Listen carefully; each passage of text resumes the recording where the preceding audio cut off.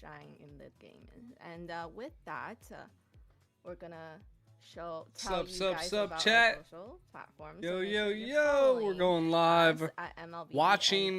Esports This on Kick, day Twitch, 5 X, in is what they're calling Instagram, it. Facebook, YouTube, and TikTok, so that you can see all the exclusive content that's coming out. Just be in the know.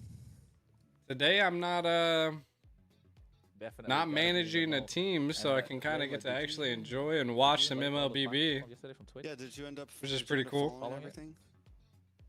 everything? I still gotta get Twitch. Ooh. Not cool. Am I gonna Not get, cool. get kicked off as well now? And then also a quick note for our sponsor. So today's games are brought to you by runestone.gg, a platform designed to help you better understand your gameplay and What up, improve Lily? with real-time data. Runestone. What about Make Runestone? sure you get on there. I talked enough about it yesterday. I love Runestone. Me too. I was actually speaking with one of their people the other day on Instagram Just got done eating. about Runestone a little bit. Yeah, getting some information nice. about it. Yeah, super nice guy. Pray for us. I would So think so. yeah, with guys that, got it. and we can have a look at today's schedule. You guys got it, how, Colin. the matches are gonna go today.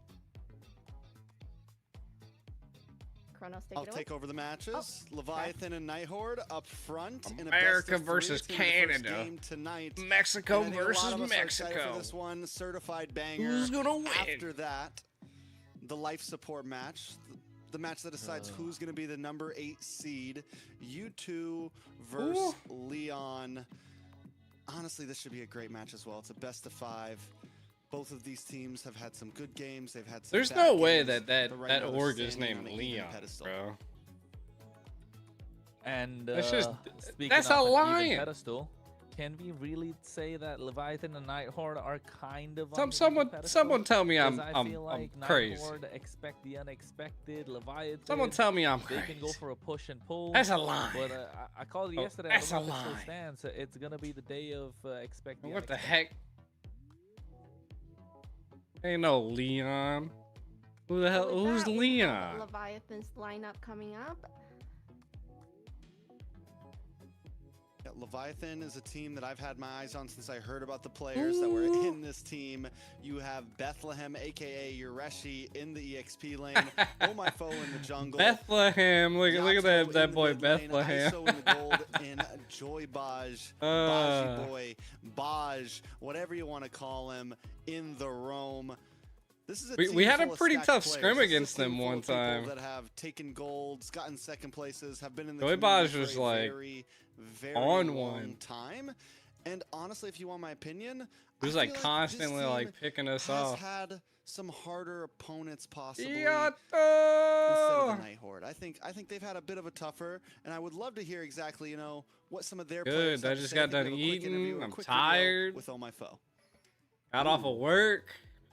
Your boy ready to take a nap. I ain't gonna lie. It's Friday. Oh shit, what's this?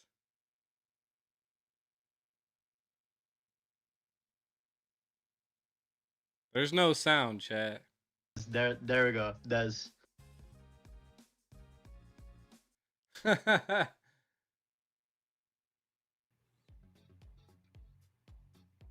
And then we have the lineup for the Night Horde today. Yeah, and the Nighthorde being a Canadian Nighthorde! team, of course. That's why Layla is all hyped up about them. But RR in the EXP, Shiro in the jungle, he has been Look at phenomenal. these with whatever they're dudes. throwing in. Colleen in the mid lane, Kistler in gold. And of course, Colleen the in the problem mid. child himself, Merlin, coming in with The the mid package, fam. not knowing what they can put out with the Benedetta. Shiro. X-Borg in the room. The only wins they kind of got were these unconventional picks. So How come you I'm got the hoping to see a Black lot Dragon more, but and the so did problem Merlin? being You both got how Black deep Dragons. can their bag Olin. of tricks go? How far they can go in? And along with that, we've How got the a hell video that happen? that Kistler has put out for us. Let's take a Somebody look else at got it. gold dragons?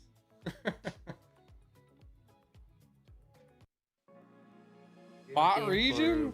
Roma will go with Joy Probably. Watch because he knows how to control the map and make a lot of good plays. For mage, I'm gonna go with Choro because he plays a lot of good mages and his macro is good. For XP, I'm gonna go with Reshi because his sim fight is really good and he knows how to go in and not when not to go in. For jungle, I'm gonna go with Tarzan because he knows how to farm and I like his assassin and utility.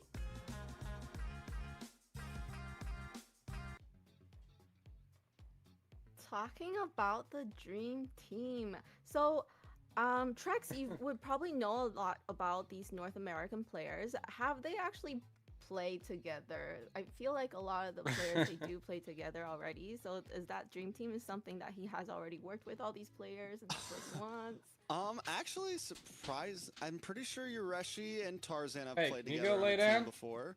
I don't Go know lay if down. Churro has, but I do feel like it could be Atlas? very real. Who knows? Next season, maybe we see that dream team on a team right away.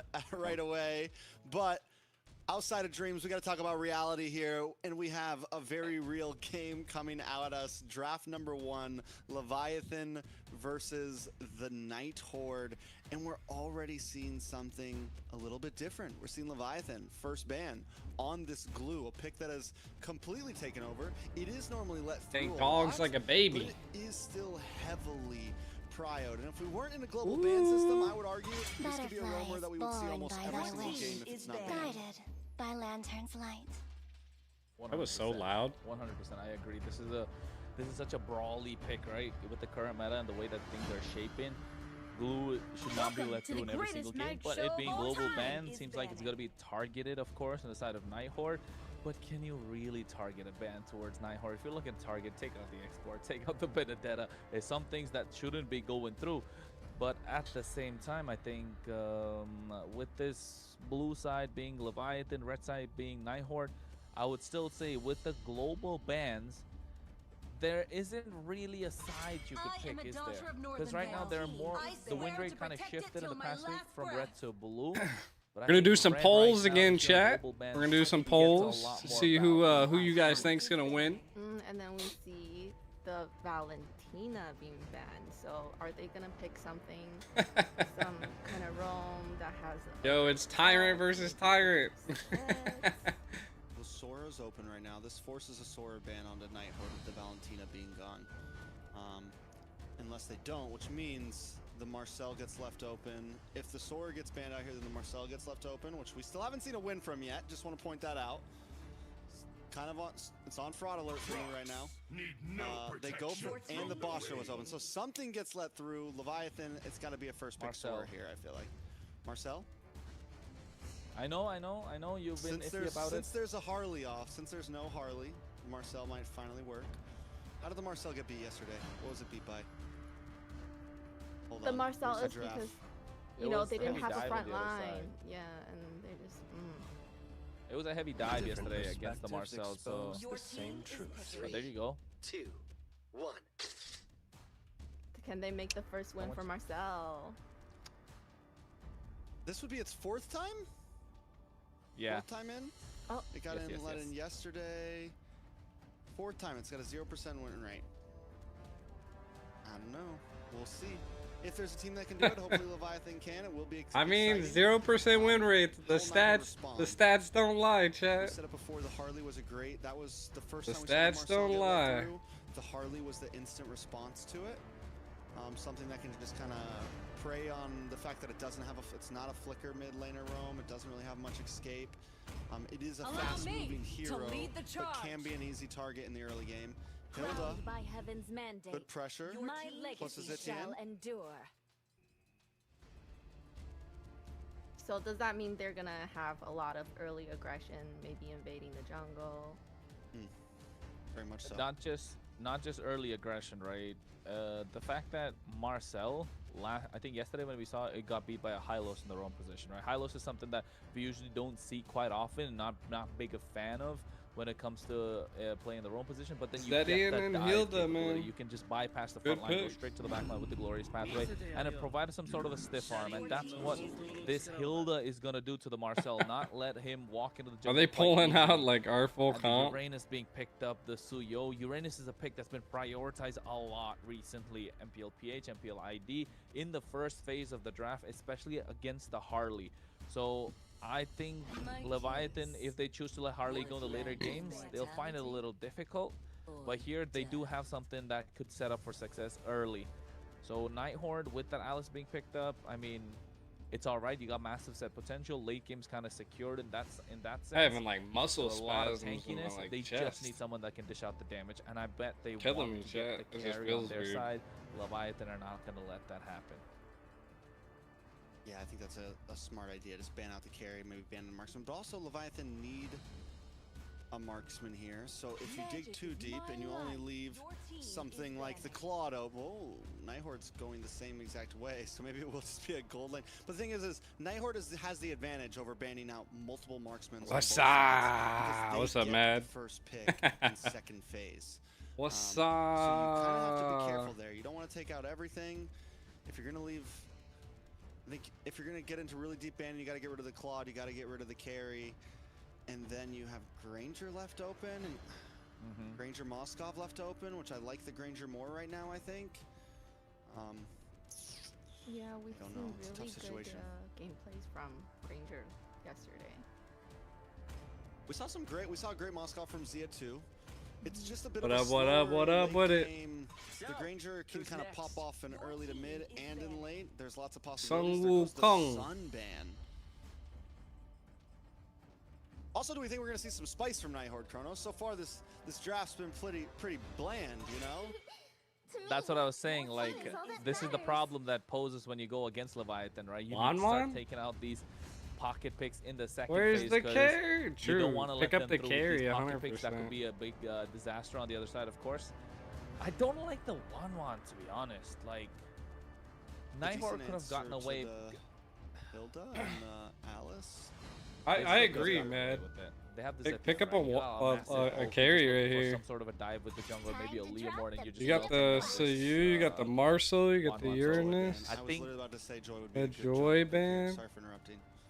No, you're fine. Because like getting to that as well, Joy is a great ban, but I think here in the jungle against the Probably. Suyo, maybe something magic heavy, but you already don't have that. Leomord's probably the best choice in this case. You get that dive, but you're playing it at the hands of the Marcel. Not a lot of options left open if you look at the jungle pool, unless you wait it out, pick the gold laner first here, get the Yeah, you Granger, have and to. then think about what you can go in later on. I think you have to last pick jungle here. Because you want to see if Leviathan's going to go heavy crowd control. Carry. There's the carry. Carry, it's solid. And then There we depending on what see the Leviathan's pick carry. here, Yeah, you yeah, can yeah. go for something like Yeah. Leomord if there's not some sort of like heavy Kalea. Boom, shakalaka. like, something super. A Lilia and a Granger. They're good. Honestly, yeah, Leomord could work here. But it's not the best. It's not the best. I don't think. I think if you go Leomord, you've really thrown yourself in a pickle. I think Eason Shin. To be You need solid, an but against the assassin Uranus, right here. Since you have the carry, it's a possibility. I think Eason Shin would work out if you're looking at it, just because of the fact that you don't want to walk up to the Lilia. If you're playing the Leomord, same thing. The Granger can kite you really well. If not, the Pull out a maybe Gushin. Nolan just to keep up a little faster. But even then, you're not going to be walking. Guinevere. You're not gonna be Gushin. able to walk into the jungle. Guinevere, I was going to say Guinevere is just like probably one of the best choices if you are Nighthorde, and Shiro plays that so well too. We'll see exactly what it ends up being. Now I'm waiting. I'm just We're waiting. holding I know out we're for waiting. it. would sail across the cosmic sea to the Nolan. Okay, Yep. then there we have it. Nolan, solid quick pick, I think. question. Do you think it's better to have the last pick or no? All right, chat. Who Like you for think's got the Nighthorde? dub here? Just Based for off being a red side, getting draft. that last pick. But, Last yeah. pick is super powerful. It's super powerful. Honestly, I think right now with the way the meta is, that's why red side does so well. You Let get me last know, picks, chat, you let me can flex know. something, It gives you more opportunity to have flexibility with your draft. You also get the fire back of first pick on second phase. And you get the swing back of 2 picks in first phase. Like, it's just, red side does just feel like it has a lot of advantages in a sense. So right the now. carry. But even though red side does have it, it's I can advantages understand over the that. Past week You and know a what I'm half, saying?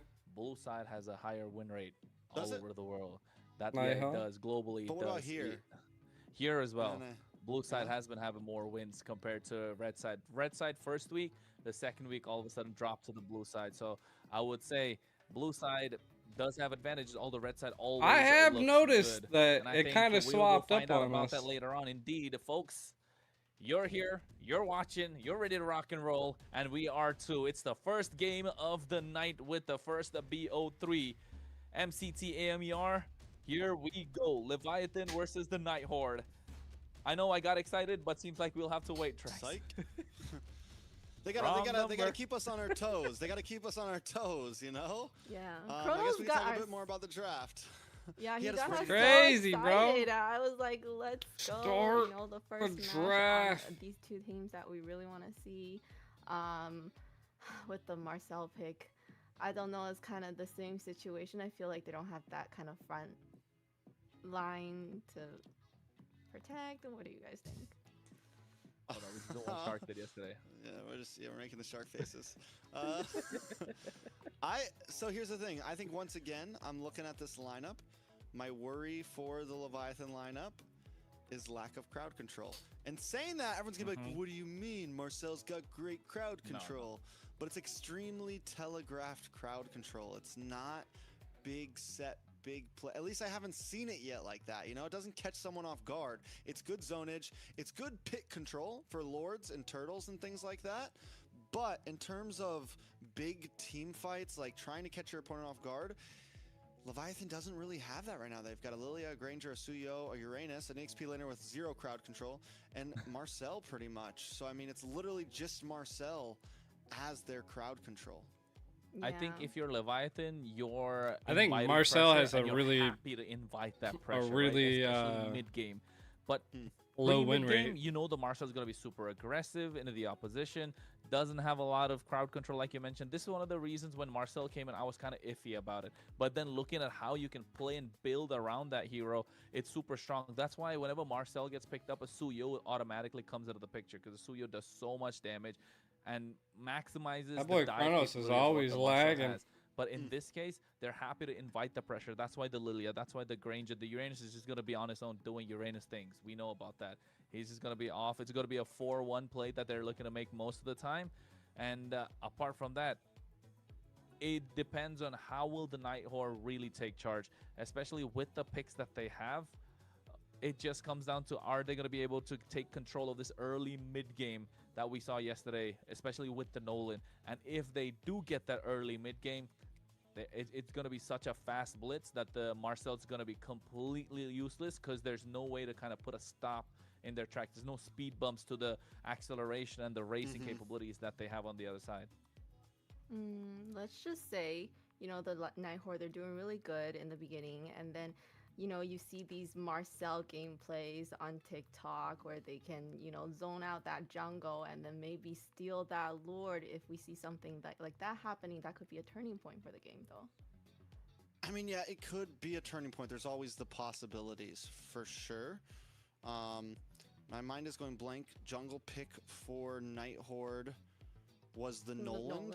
So, again, that's why they couldn't pick I something try to like- use a like the massage Front. on my That's why the Liam chest, might have man. been a little bit dangerous. Must have Something went like too the hard on Nolan, the pet He game. doesn't have to sit around in the jungle pit, right? He can just kind of be patient, wait. So it's going to be hard for this Marcel to really capitalize on that ult, right? To even like catch someone in the Lord pit. As long as the Nolan's played correctly, you hang out in the bush, you wait for your moment to strike, and you never show yourself too much. Taking a look at, and this is how so many teams have been answering the Marcel. They've been picking these lineups that can play very split up. You have the Alice, you have the Hilda, you have Great Poke with his Etienne. You have heroes that don't need to be in one spot, right? So the Marcel will be lucky if he catches even 3 people, let alone 4 or 5 in one of those ults. If there's a team, I'm hoping Leviathan can pull it off, but it's definitely, I'm still just not sold yet completely. And What do you think, Rose? you spoke about how they'll. You know what? I kind of lost track, bro. I'm not gonna lie. For a second. It's okay. For a It's second. all right. But We're focusing speaking on about Marcel. how Is it? I is know. It actually Come on, valuable? start the It's never gonna catch draft, or Nolan. let's start the So many game. teams have been dealing with it because of they just pick these split up In compositions. 20 minutes. Yeah. no, that's Not where, even a that's where you had me. game. The split compositions. that global Hey, ultimate of can the you shut up? Zitian, right? That's the point I wanted to catch.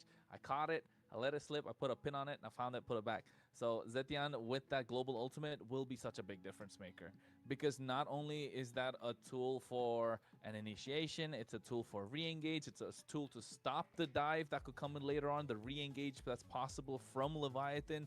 So clearly Nighthorde have all the tools, but the only thing that catches me off guard is Nighthorde every time don't win with picks that really make sense. They always win with picks that are kind of out of the meta.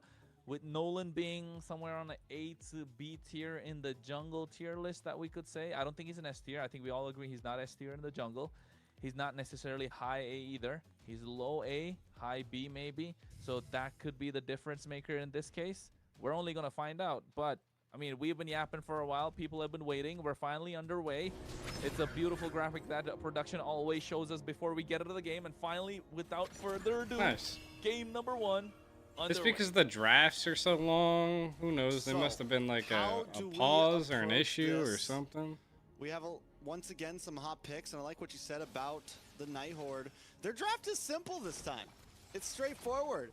Can they win a game with a normal draft? That's the question on our minds, right? Do they, do they need spice in their system to make things happen, or can they just play straightforward? And sometimes we see teams like this, I mentioned it last time, that pull out these crazy drafts, that have these crazy compositions, that do have trouble, honestly, playing well in just normal meta. And this is a good test. If Nighthorde can win this game, then it's showing that they honestly just have lots of options in their textbook. So see exactly how it goes. We're already seeing pressure from Merlin, and in the mid side, Baj and Colleen. Yeah, I mean, just trading a little bit of HP. Colleen doing a lot more instead. You can see that. Take a look at the roamers. I think Merlin definitely could have been out this battle, if you ask me. If he forced out flick, there you go. That's good news. Oh, he flickers himself. I don't think that was worth it. Oh no, the problem child. He got too greedy. Has to face consequences. Yeah, I mean, it's okay that you died. It's not okay that Smash just got a kill this early on. This is what we were talking about with the Suyo, and exactly what Leviathan needs. Start getting that golden early on the Suyo to help you get through the early game and just dominate. So it's a good start for Leviathan, bad start for Nighthorde. Yeah, I think it could have been brilliant if they Hilda just backed off, right? Because there was no chance that Smash was able to get that kill. But now they get something back. They get the turtle indeed. That's the power of the Nolan. He's so fast in terms of farming that he can't catch up Merlin. He doesn't have the flicker. He might get caught again. Everything done to save him. He might be going down. Bethlehem just chasing him as much as he can. RR trying to do the best that he can to put a stop to it. And finally, the chase ends. I mean, this is normal for a Hilda. You know, you're meant to go in. You're meant to be just get bruised up. Even if Merlin died there, it doesn't mean the Nighthorde's just out of the game. You got to be a bit more careful about who you're giving the kills to. You know, I don't think it's a good idea to be giving all the kills to the Suyo, but I mean, the Hilda is supposed to be popping off in the early and being super aggressive. So. Use the Hilda to get vision. It's broken walls, not bushes. So as long as you're doing that, Hilda is not as at an advantage as she could be, but she can definitely get in and out pretty well. That is true. As long as the pressure is kept up. Shiro, fracture. Ooh, Black Shoes already paid it out. That's some nice damage. With that fracture, those rifts are coming into play, but look at the top side. Bethlehem is just doing Uranus things, man. This is what we were talking about in the draft. Gonna play a 4-1 split. At the moment, the 4 on the bot side, at least from the bottom half, Merlin needs to play a little more wiser this time. Can't always be the aggressor. Forcing a flicker out of the mid lane. Yato back. Joy Bodge gets a tracking shot. Merlin looking to take somebody down low. But Leviathan, I don't think they just want to go with that. So we'll see exactly where they do want to go with. The gold is sitting at a standstill right now. Ooh. With that, I think it's still a very close game. Shiro hasn't really been able to pop off. He's been looking for moments, looking for possible kills, but Nighthorde hasn't exactly been able to make it happen, because honestly on the side of Nighthorde, with the Hilda, you don't have crazy crowd control either. Nothing that can really hold down a hero long enough for Shiro to get a full combo set off. So I think until these fights get to a point where it's 4 versus 4, maybe second, maybe even third turtle, that's when I think we're going to start seeing the big plays happen where multiple people are going down. Oh, well, there it is. Jude the Phoenix popped in as well. Colleen flickered out early. Bethlehem doesn't have the mana to keep up, but look at them blitzing that turtle away. Retribution to secure it. This is the power of the Nolan again, coming into full effect. Level 8 compared to Smash's level 6, and neither of them have died a single time, and Smash were the one that got first blood. They might be getting Merlin. Again, he does have the flicker this time. Able to make it out. Kistler goes in. Smash trying to get in. The Shiro comes in as well. Fracture come out at any point. There it is. And he finds the kill along with the Throne of Ruin coming in from RR just to zone them away. The separation was enough.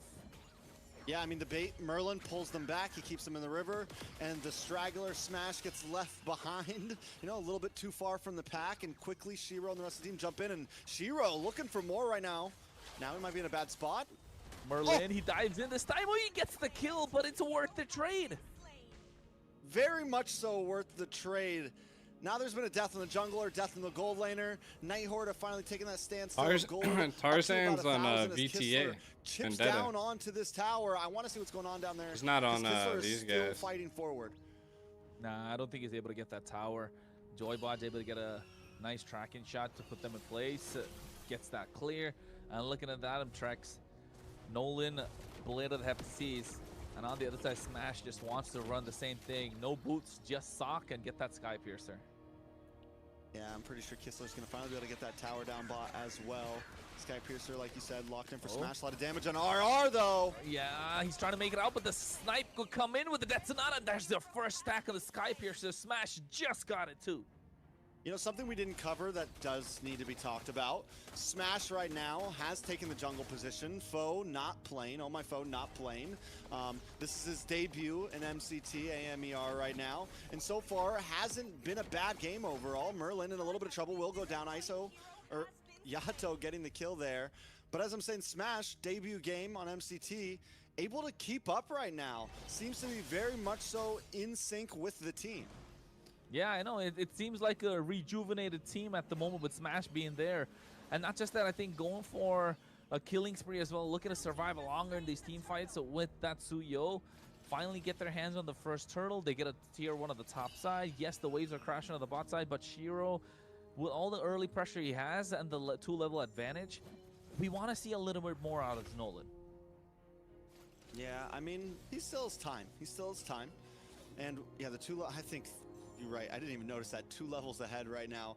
I have a feeling Nighthorde's just taking things slow, waiting for the big moment. And they do have the damage. The possibility is there, but now... It's that big moment. Get some water real quick. We finally got to see it happen. We finally got to see it happen.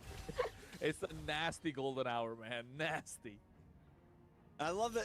It's perfect opportunity to hit those recalls real quick and be like, yep, you're about to die, yo.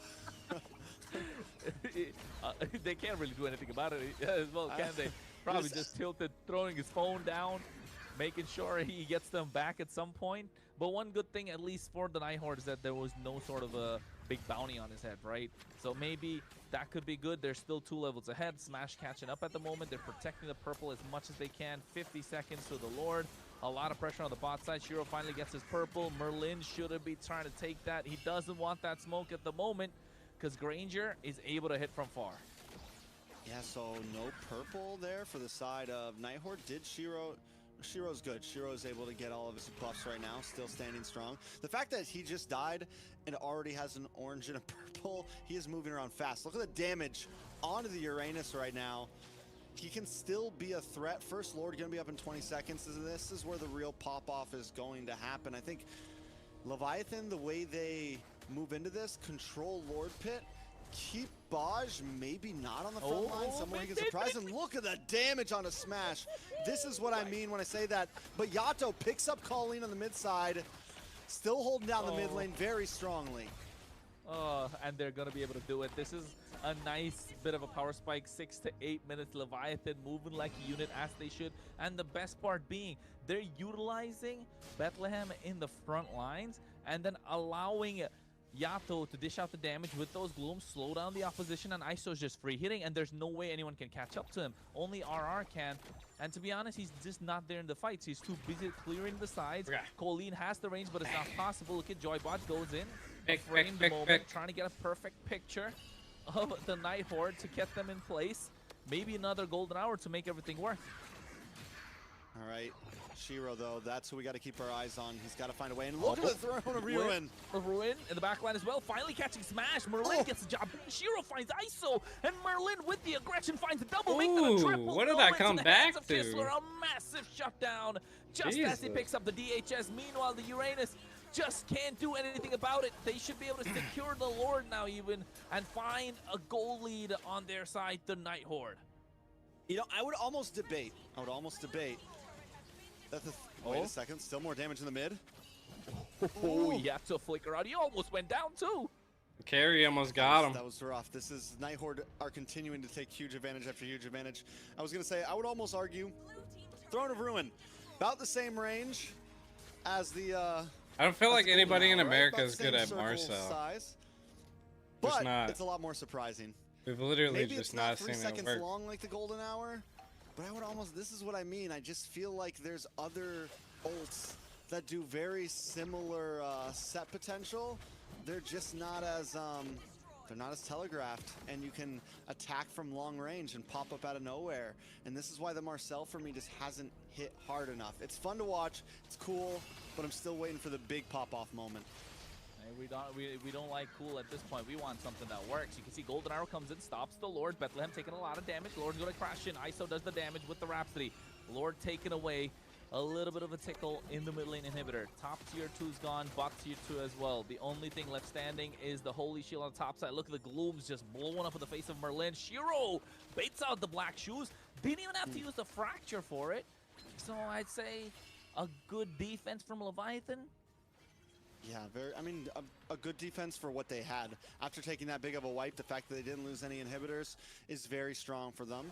They still hold a holy defense in the top tower, so they're still able to, if one of those waves pushes down, which the fact that Lord pops up on bot side, it's good that they have that holy defense there. Shiro, though, right now, with the moves and grooves, this guy is in and out of every fight so quickly. Earlier in that Lord fight, he picked up ISO in a split second, got back to his team, re-engaged.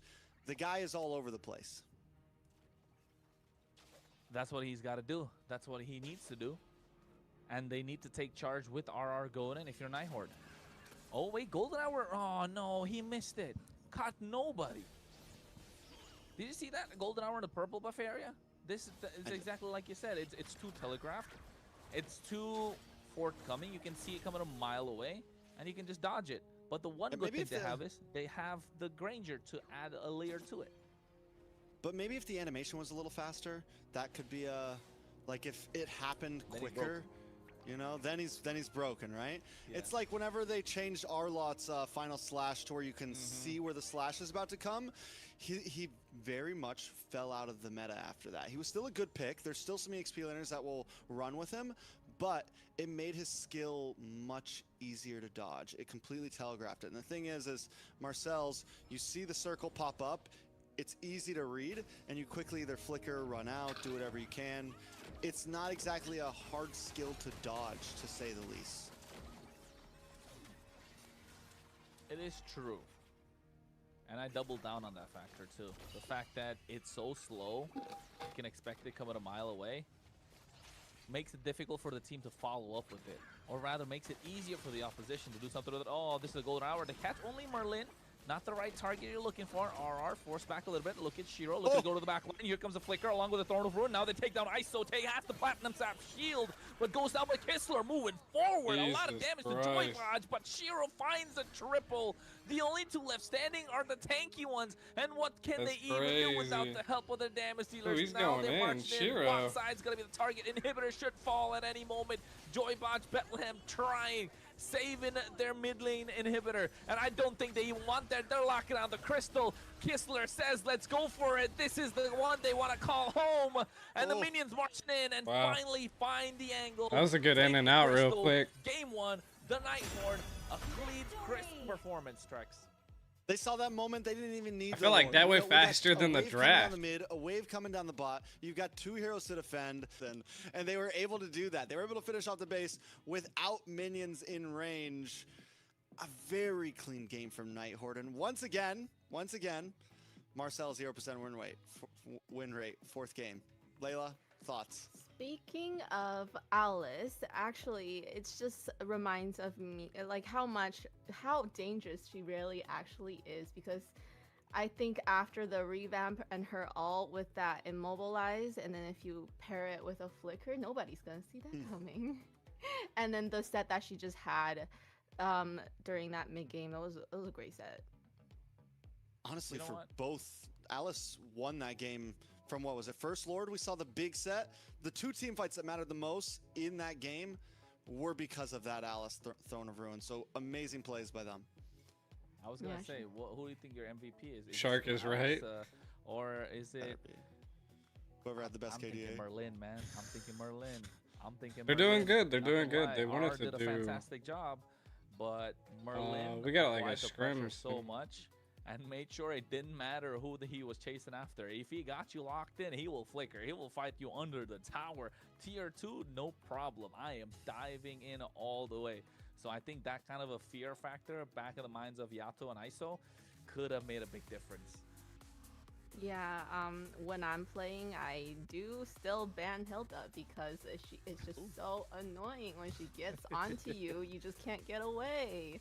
Like, why you have to go chase me? And speaking of Marcel, I mean, yes, he didn't win, but he did work really well with Yato, and they had some really Third good team in a game, pickoffs, not too and you see shabby, not that's too what shabby. I feel like Marcel is for, to start with those pickoffs, and that could. I mean, actually influence change the game. rage is pretty strong Yeah, I too. guess once again, maybe it's the lineup around it. They Maybe just it's the keep lineup putting around me it. everywhere. But for me, even then, to have a hero constantly on the ban list and it needs a precise lineup just to work is questionable to me.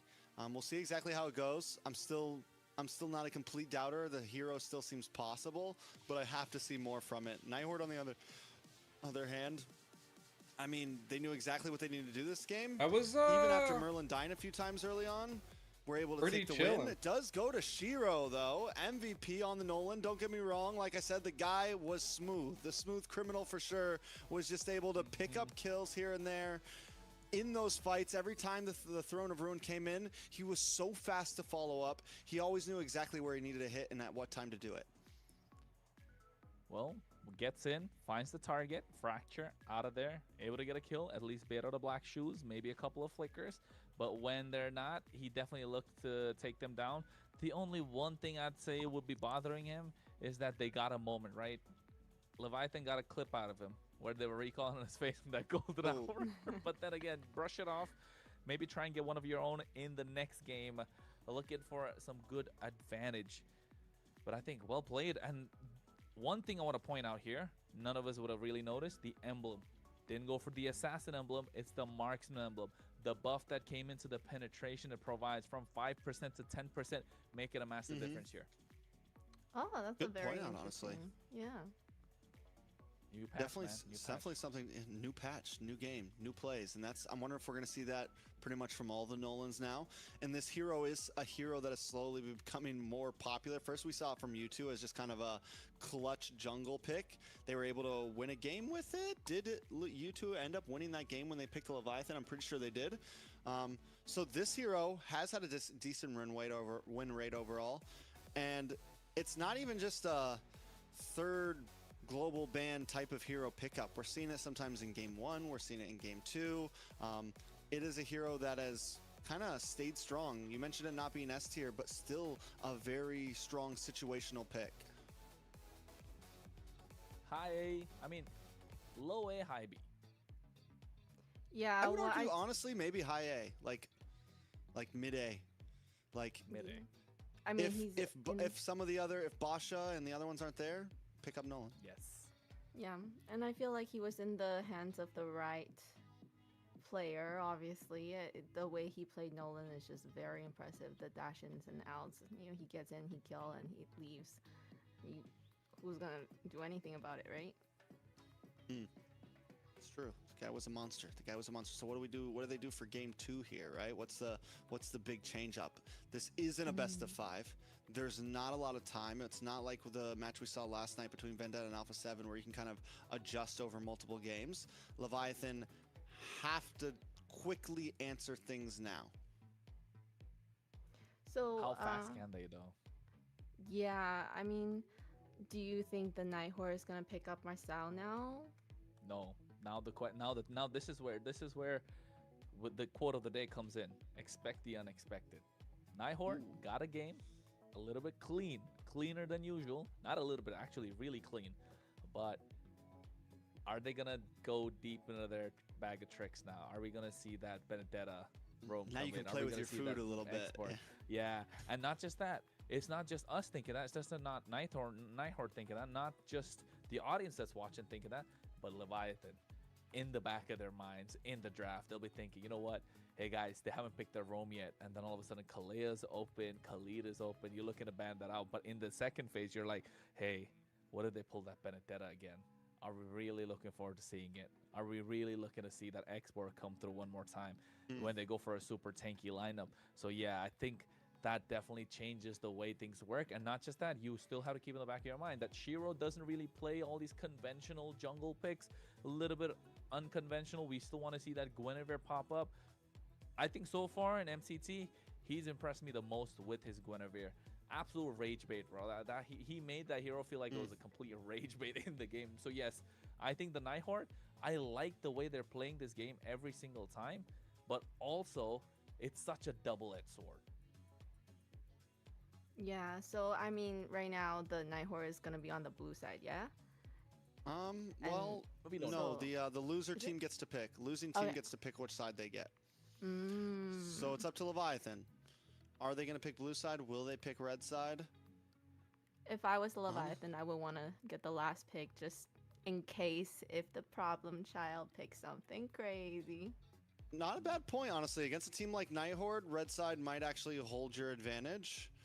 You want the ability I had to to flex disappear for a around bit. whatever craziness they do want to bring. Leviathan, though, says no. We don't know what we're talking Be about. back though. We're keeping Be blue back, side, though. and we're still going to ban this glue. Ooh, they're really scared of glue. Back in time for draft finally. Jesus Christ. Blue taken off. What up, Don't wanna deal meow? with it whatsoever. Still sticking to the What same. up? What up? What up? What Flying up? What cloud. up? So we're not really going to see Frederick. Got like a little- Not a lot of tankier jungle options. Not slow moving parts. Ugh. Just quick paced. Hilda's probably going to be something the Leviathan will be looking to prioritize. Butterfly Hilda's really good born in by the the Finally, cloud, finally. Khalid. Yeah. Jushin's off. I'm assuming on the red side, you're going to take away the Freya. You're going to take out the Marcel. Actually, you don't even have to take out the Marcel at this point. So that's one ban already gone, right? So Freya's got to go. Harley and our Leviathan going to take out Marcel this time?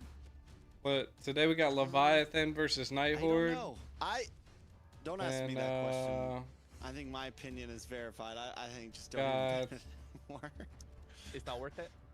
The odds say it's Stamina not. I don't versus know. Influence The Rage? odds say it's not. The odds no, say is it's it a 0% YouTube win versus rate in 4 Lion, games. It's not just actually. bad teams that have had this pick. You know, My a lot of team times already you say, secured "Oh, the well, number 1 seed this spot, team so and they like were we're up already in the against Alpha playoffs. 7, that's why they lost." Like no, Everybody like, else has even to play good for, teams like, have gotten to other Marcel seeds. and lost it. We saw Alpha 7 lose with it last night. Shark, in his own words, said, "We tried it in a scrim. This composition did well, but now that we played it in real play, we might not play it again."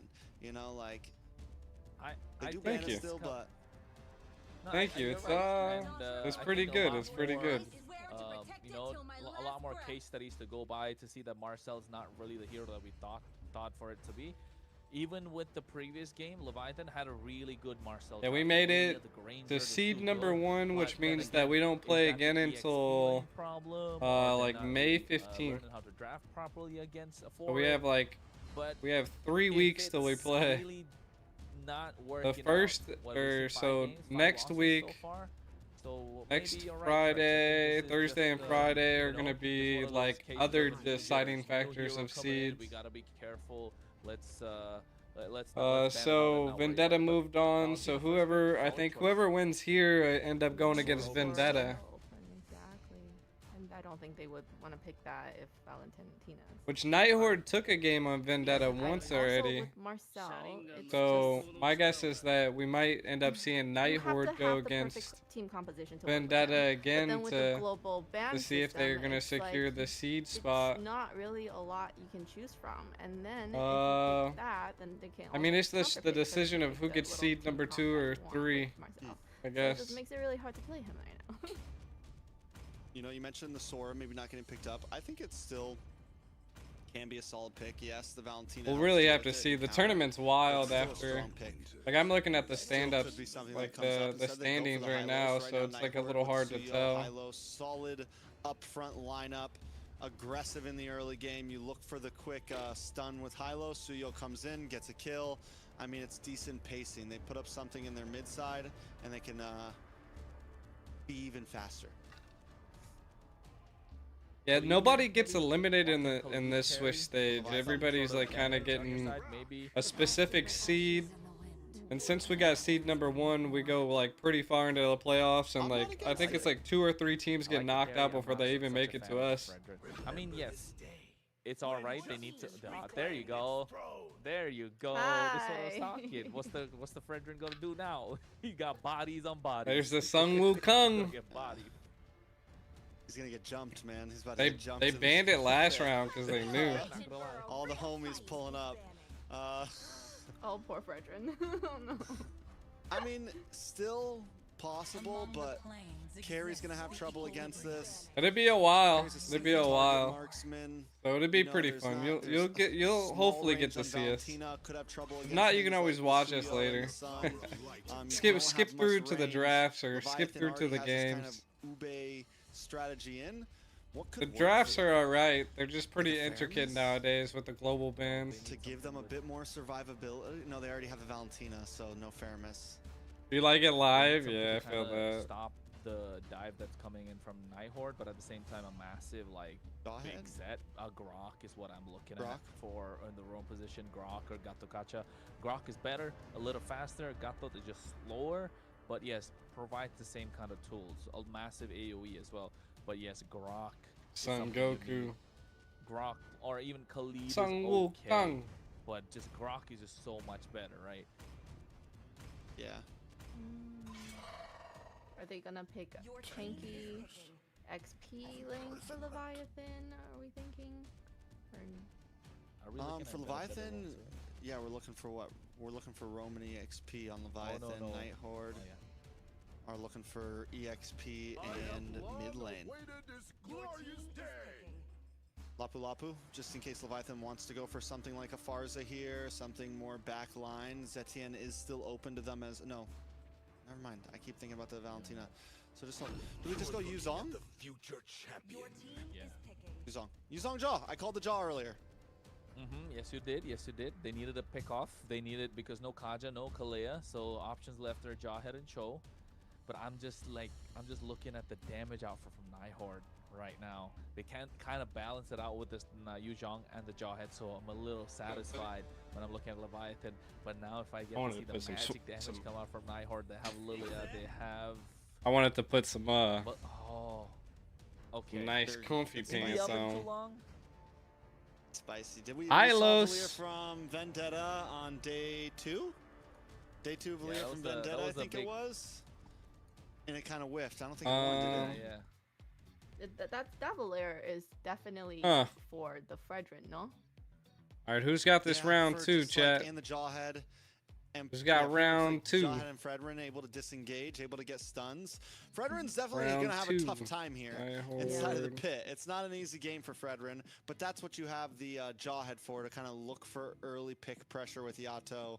Same thing with Bethlehem on this Yuzong. I think both teams have their strong and weak points. I'm excited to see Joy Bodge with If the Leviathan Jawhead, just because I remember loses last, this.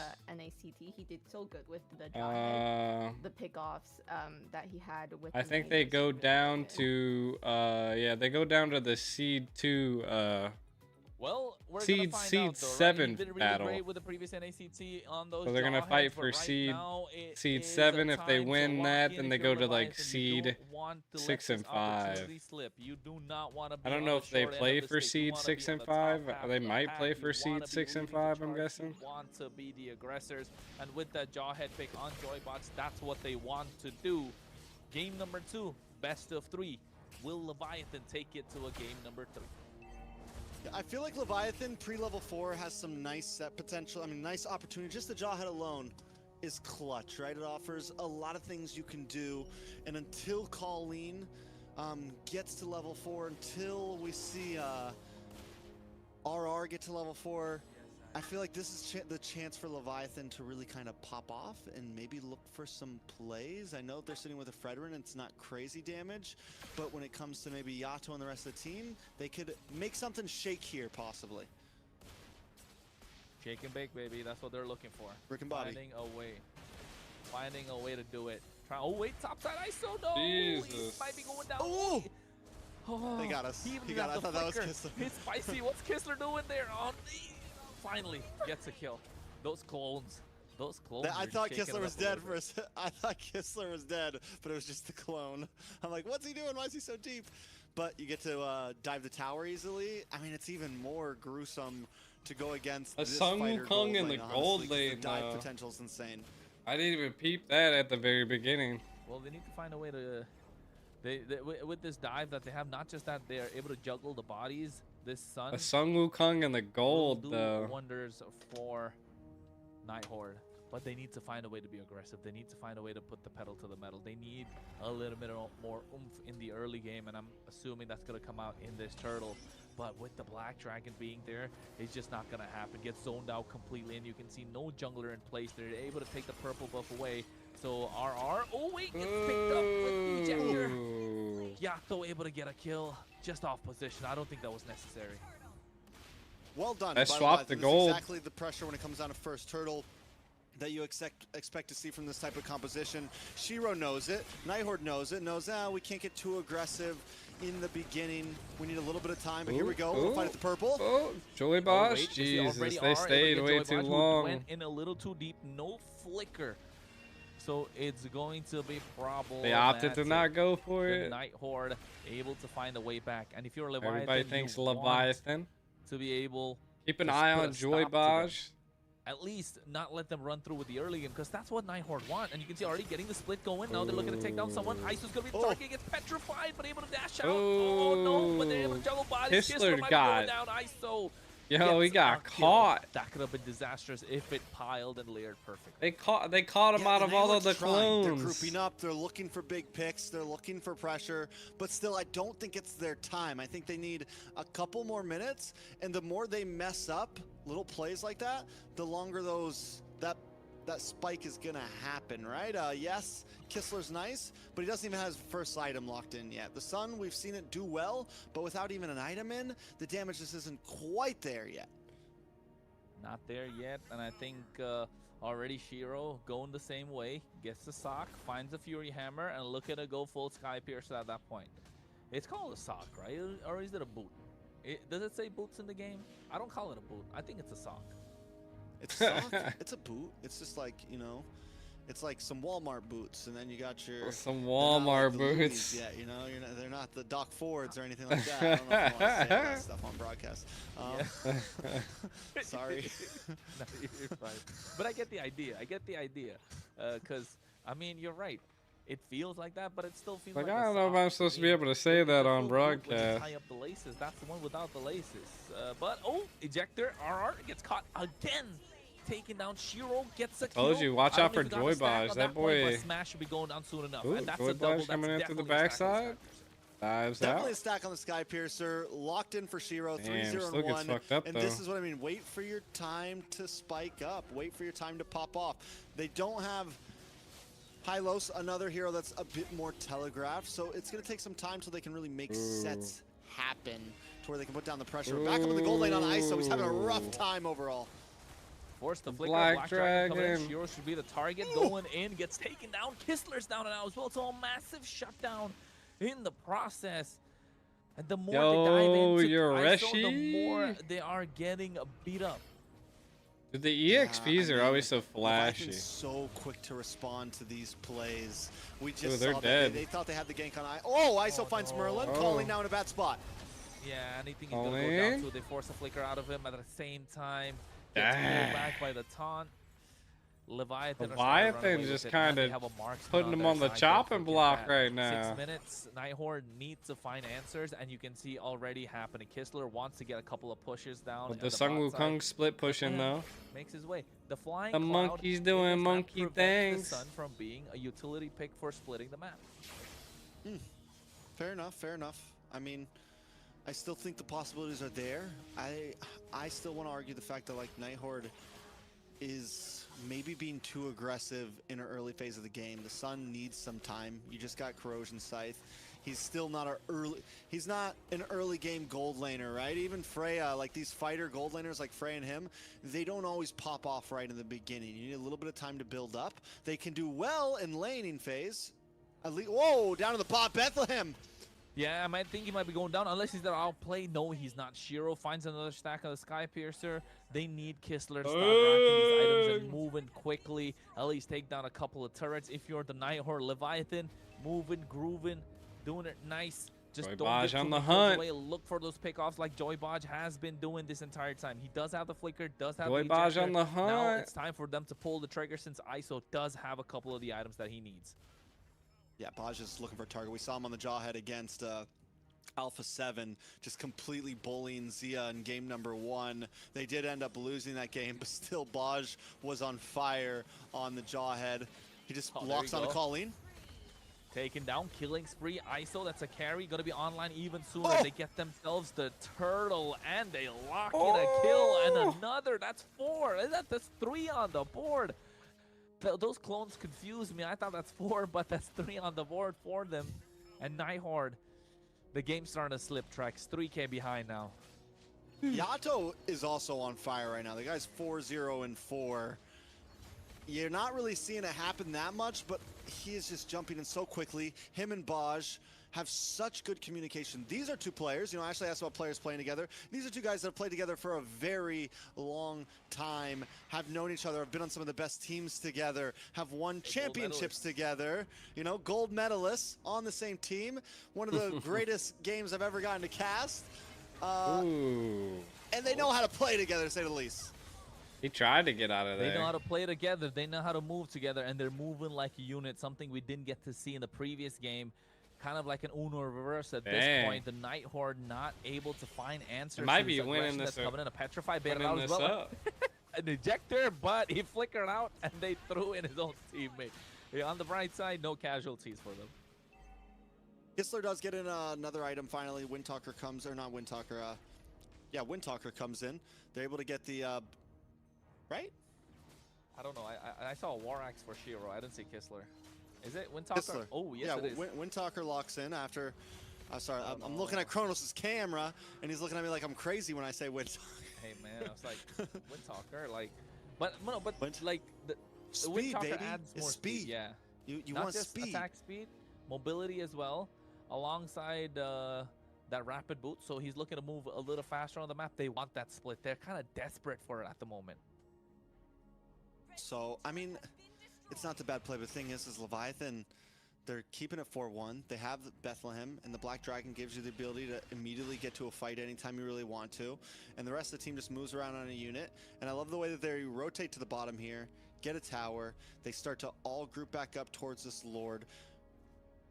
Joy Bodge stays Riverside, constantly keeping pressure. And right now, he's going to move into this tri-bush area and not really give any opportunity for Nighthorde to even find a way in. Shiro even knows, we're not taking this Lord. We can't do this. Let's just find placement on the map. Kistler takes a tower bot side. We get a little jungle, and we look for a later game to strike. In the late game. But the problem being, Trex, they're looking at a carry. They're looking at a Valentina 404. And at this point, it feels like Leviathan have the shotgun. They're just waiting to pull the trigger. The hands on the triggers with Joy Bodge. Nighthorde just looking down the barrel, hoping that it's not a buckshot, because that would be a complete disaster for them. 12-5. T play with? T is on. All they need to do is Joy Bodge. Was it Vendetta, Coach T? Hands of ISO, which he has been doing so far so well. It's Coach T on Vendetta. Down. Holy Defense is up, and Leviathan was unable to break it before the Lord hits the bot side. So Leviathan might not be able to take an inhibitor here, but all these tier 2s are definitely going down. And their waves are coming staggered, but I think in a position like this, you kind of want that a little bit. You want to be able to move from tower to tower and see what you can get out of everything. It's Coach T. It's Coach T. Kistler might be going down. I think he might be surviving. No, he doesn't. The Shower Master picks him up, but at the same time, Merlin. Dude, the knockups and the CCs and the controls. He's a playmaking roam. They're You give him layering something right now. so Leviathan going meh, off on is what I can call it. round two. He's not able to do a lot. Especially on a composition like this where you're a very divey, Sun aggressive, Gold? You have the, Yeah, you bro. have the Lapu, you have the Suyo, you have Kistler. Only you have these certain heroes that wanna be people able to can just pull it jump out, in. basic. And something that's kind of so slow as a high-low, so telegraph. We're using that word a lot tonight. It's the word of the night. It doesn't really give everyone the opportunity to Only pop certain off. people can pull it Well, out. Black Dragon goes in, Furious Dive to make sure they get out of harm's way as well. Able to save the inhibitor, but they're barely, it's barely hanging by a thread. A couple of basic attacks. It's and definitely they not should be doing good gone. against the carry. Nighthorde really backs against the wall right now. Chastis faltered in the hand of RR. Joy He's Baj looking on to make big Jawhead plays though as is well. The quite only thing that nasty. they Not have gonna right be. now is Shiro doing Not well. gonna lie. And this is why I didn't really like the Like it's Valier it's so like much his early on. signature Like, pick. the wave clear is terrible. They got no river control. They cannot play aggressive. You're looking to play passive just by picking that hero. And that means Leviathan are going to walk in just like how Nighthorde did in the previous game. So literally an Uno reverse. Taking a look at the items. ISO almost maxed out here. Just got the Malefic Gun in. Little more range for a short range hero, which is huge. Up in the top side though, Baj forced to use a flicker. Oh, they Hey, threw. nice. They get Kistler.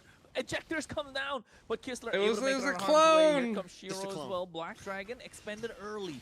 So that's good news for the Nighthorde. They don't have to deal with one of those big ultimates in the Lord if they're able to take it early.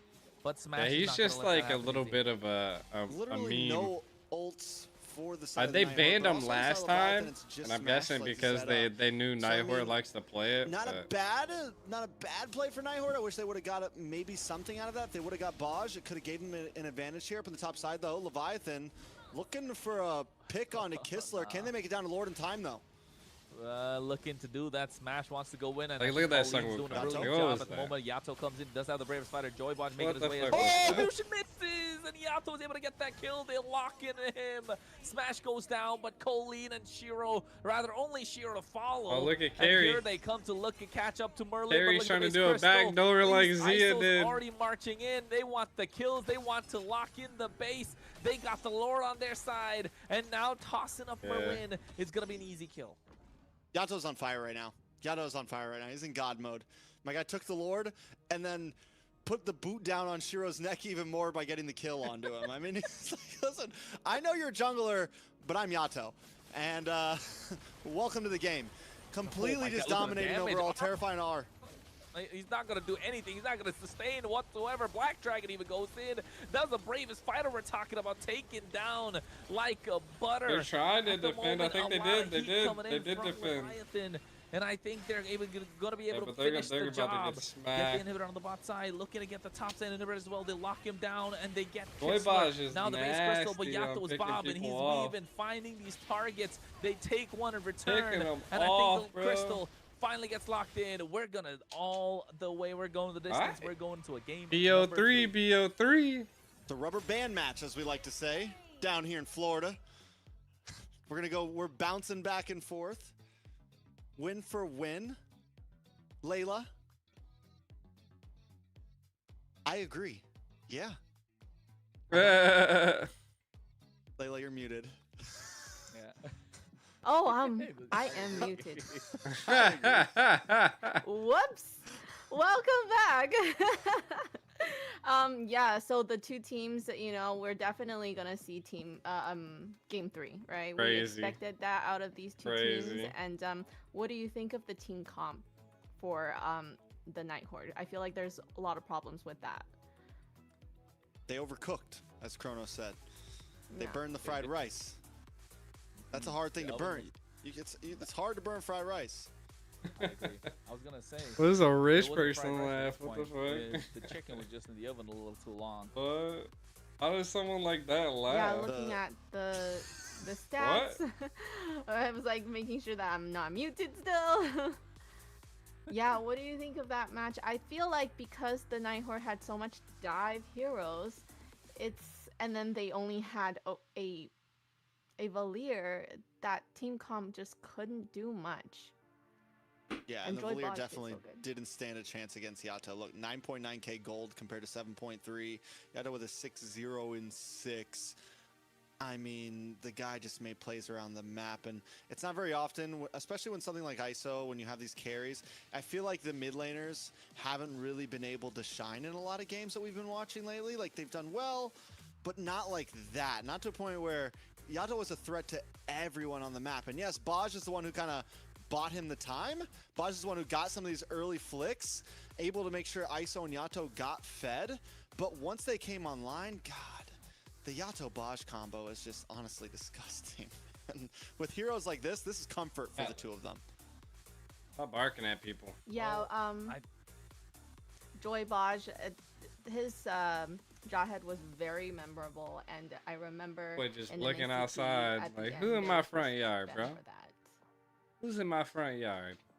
Definitely, he loves playing this pick-off heroes, right? Not just the Jawhead, but also the Kalea, also the Kaja. He's really into that kind of a role, provides what the team needs. You place an order, he serves it up hot and spicy just there at the right time. ISO was having a field day, and so was Yato on that Valentina, and I think he's definitely going to be the MVP in my books as well. I think that's a unanimous vote. But at the same time, Better be. You know what? We get to see it. It better be him. Better be Yato. And our MVP, Yato. Nobody expected less from that one. I just It's think so funny when he the did really, casters really well, like and he had a great roam to even help know. him get there. I agree. they don't I mean, even know the he's able MVP to- until it happens. There's games like that where it's like, well, was it really Yato or was it Baj who was able to make all those sets happen? But for every player, not everyone can capitalize on those moments, and Yato also always capitalized. I think the final nail in the coffin, I'm sure we're going to see the replay closer to the end of these replays, was that big Lord steal. Just jumping in there solo. First they go up top side, they gank Kistler. I'm waiting for us to get to the spot. I'm excited to see it. I mean, able to get the 1v1 plus take Lord, that's for me, it's like, okay, yeah, he's got the MVP here. Well, it didn't matter what his KDA was, even though his KDA was phenomenal. Definitely was able to get control of the map, able to get control of the river, and I think it kind of got to the point where the Night Horde, you could blame the draft, right? I think we can all kind of, if we're looking at pointing fingers somewhere, that's what we would say. Everything was all right until that Valier pick. I mean, yes, he's got the scorching powers and all that stuff, but that kind of overheated, overcooked, whatever you want to call it, burnt fried rice. That's what it felt like right now for the Night Horde, and they need to find a way to make a comeback, and they've done that a couple of times before as well. So maybe find a way to reset. Don't really get too deep into it. Just because it's a global ban doesn't mean you pick up a Valier and give up river control just like that. I mean, did they pick that so that the third game they could have something, that's right up their alley? No. Nah, I don't think so. I think some teams have been, I hate to use the word delusioned, but put into the thought process that maybe Valier, maybe it's been working in scrims, maybe it's something that has kind of came through for a few teams, and I get that it's like, on paper, it is a counter to the Fredrin. Like 3 years ago, when we were in heavy utility meta, like all utility junglers, everyone felt like the X-Borg, on paper, the X-Borg was a beautiful counter, but it never really worked in game, So like there's heroes like this sometimes that you think on paper could work, but they lack other things in their kit to actually be viable in the match. Hey man, like they say, the Lulu's not the Solulu. The Lulu's not the Lulu. Exactly. I love the fried rice little thing that we're throwing there because I'm assuming Kronos, you know how to make a great fried rice. Do you? I do. Yes, I do. You sure? Bro, I used to make a Wagyu, man. Loved it. The trimmings of the Wagyu. When you get the Well, Wagyu obviously ribeyes. they were not making their fried rice with Wagyu. No one can tell. They That's why they're not up overheated. here on the desk. Yeah, that's why. Their Fair enough. fried Even if rice they was did. the bare minimum. It Just was like a spam leftover fried rice. with. Hey, spam fried rice is better. But we gotta. eat Anyways, fancy. next game. Night Horde versus Leviathan. It's a 1-1. Night Horde, do we go back to the basics here? Do we just get back to a simple draft, nothing crazy? I mean, they've already used the Sun, they've already used the Valier. We could still see something crazy from Merlin, but we haven't really gotten to see him. Game 2, he didn't have a moment. He's very similar to Baj, where put him on something that he can make plays happen, right? Yeah, that's what I was gonna say. I think leave the problems for the problem child. He's the one that can figure it out. Don't put a Valier in the mix all of a sudden. Let them do what they do best at this point. Give Kistler, yes, you've tried the Sun, it didn't work. Put that aside, give him a marksman, let him carry the game. You want to go a surprise pick, you want to throw a wrench in the plans of Leviathan, let Merlin do that job. I think that's the way they got to do it, and that's the way they approach it. And another thing still being, Shiro still hasn't picked up that Guinevere. I don't know. He looked really good. Correct me if I'm wrong, or am I like just, you know, am I in Delulu land? Ultimate answer.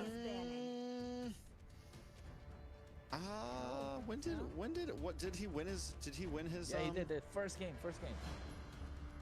First game against, he played against Stamina, won with it against Stamina. Different perspectives. I definitely, yeah, I mean, it's truth. plausible. They could have honestly used the last game against the Fred instead of picking up so early, right? So the Valier 2 could have been saved for last pick. This time Leviathan is going to be on red side, so Night Horde does pick blue side. Teams are, even though we were saying how good the red side can be, teams are still opting for blue side. They feel like it's a better position. Leviathan banning out this Marcel, even though it's on fraud alert. You know, we'll see what happens. I don't know any team. Maybe in MPL, you guys have seen better Marcel gameplays, maybe with, or no, not even in MPL. I've been lacking on my MPL PH watch parties, honestly. I need to do like a big grind and just watch the past few weeks to see what's going on. I know TLPH is dominating. Let's go. Yeah, they are unbeaten. Team Liquid all the way. The Farmers League, from what I heard. Anyways. The Owl's band. Honestly, it's getting to that point, isn't it? Dangerous. But didn't we see? Oh, it was on Night Horde side. Yes, they did really good with Alice. So true. Good band there, definitely. Yeah, the Alice is a monster. Honestly, it's been one of my favorite, like, in terms of just the XP lane, it seems to work in just about any composition. Decent damage, decent survivability, plus crowd control, like massive crowd control. Shit, let me move out the way. For me, Alice feels like a, you know, we're talking I got about like a scrim I'm getting ready like teams have been using it more for my girl's side. In my mind, Alice is just a monster in the EXP lane right now. I agree. I think Alice is such it kind of provides a lot of answers before the question is kind of even asked, right? You got massive set potential if you're lacking a tank. You definitely have the body to body block a lot of those hits. It scales with damage, and if it starts snowballing, and not like it can't put out any damage, it definitely can do a lot of damage too. And in the midst of minions, in the midst of a siege, in the midst of a base defense, it's super strong when the minions come crashing in, because you get a lot more of that lifesteal as spell vamp going. So yes, but Baxia being taken off on the blue side, Kalea, Harley. Come Sora on, open. Shiro. Harley open, Sora open. Harley. No Valentina for Leviathan, so Harley. I guess, yeah, you just first pick the Harley? Has to be. You can't let it go. It's too nasty. And there's no Kalea to stop the Harley as well. So, no, they can't even play the Jawhead. That's another counter to the Harley. The only thing they can go for is the Kaja, and I don't think they want to pick Kaja first pick because they don't have anything to pair it up with, like the carry. So yes, and there's no tanky Harley Frederick so much deal sense. to absorb it. Oh, the Jushin's open! That was the trade. Oh, that's what they were thinking. Do you just go Harley Sora for Leviathan? Stay flexible with the Sora, gold lane, EXP lane, possibilities. You get the Harley, which is a monster, and can... If there's a jungler that can punish a Jushin, honestly, Harley is it. Harley. Like, there's nothing that Jushin's going to be able to do against a Harley who just jumps in on you. That's one of the weaknesses. Freya was left open too. Freya's open. Ooh, this is an exciting one. We get a lot of power picks on the jump in game number 3. Global bans.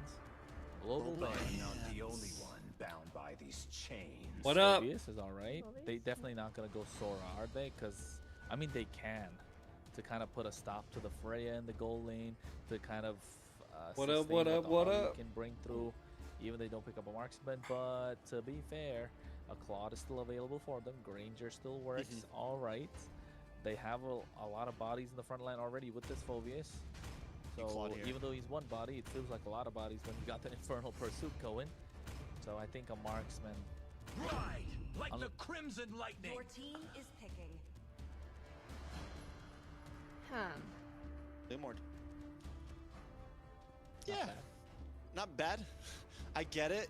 Get your jungler. Since Leviathan already has a jungler, right? Like you play a. Let's do a new poll here. Crowned by And heaven's mandate. you know you're not going to get My banned out and legacy stuck with shall something endure. completely off the wall. But honestly, I do feel like we were talking about this the other day, kind of theory crafting, that some assassin picks might be better against the Harley. Something that we haven't Wins seen in the a long last MCT yet, round. Something like a Hayabusa, or Lancelot. Lancelot, something like that. That isn't going to be an easy target. I'm like, you know, the guy that's The like, guy's yeah, the sword boy. Would you guys vote for last time? Yeah, you guys, whoever voted Leviathan sword last time got it right. Uh, Maybe you guys got it So- because of exact something like that. Feel. Your team is banning. Feel fear my soul. The night sky tells all. Your team is banning. Anyways. Well, Khalid is banned out. Esmeralda is off the table. So I guess that pocket pick from Bethlehem's not going to show through. Although the flex is still possible with this Freya in the EXP or the gold lane, right? That's the biggest point out if you are Leviathan here. But then Nighthawk can apply DJ. pressure still, probably go for double sides. got double-sided dangerous side, grass maybe this time go around. back Hilda and got go banned. for- It would be nice to go this time. You apply pressure to the Harley. Claude is off the table. Maybe take away another. That's when, like, EXP Hilda possibly. exceeds. Terizla. Heart remains steadfast. Hilda Sword ban. exceeds. What does Nighthawk pick here for a gold lane? Everything.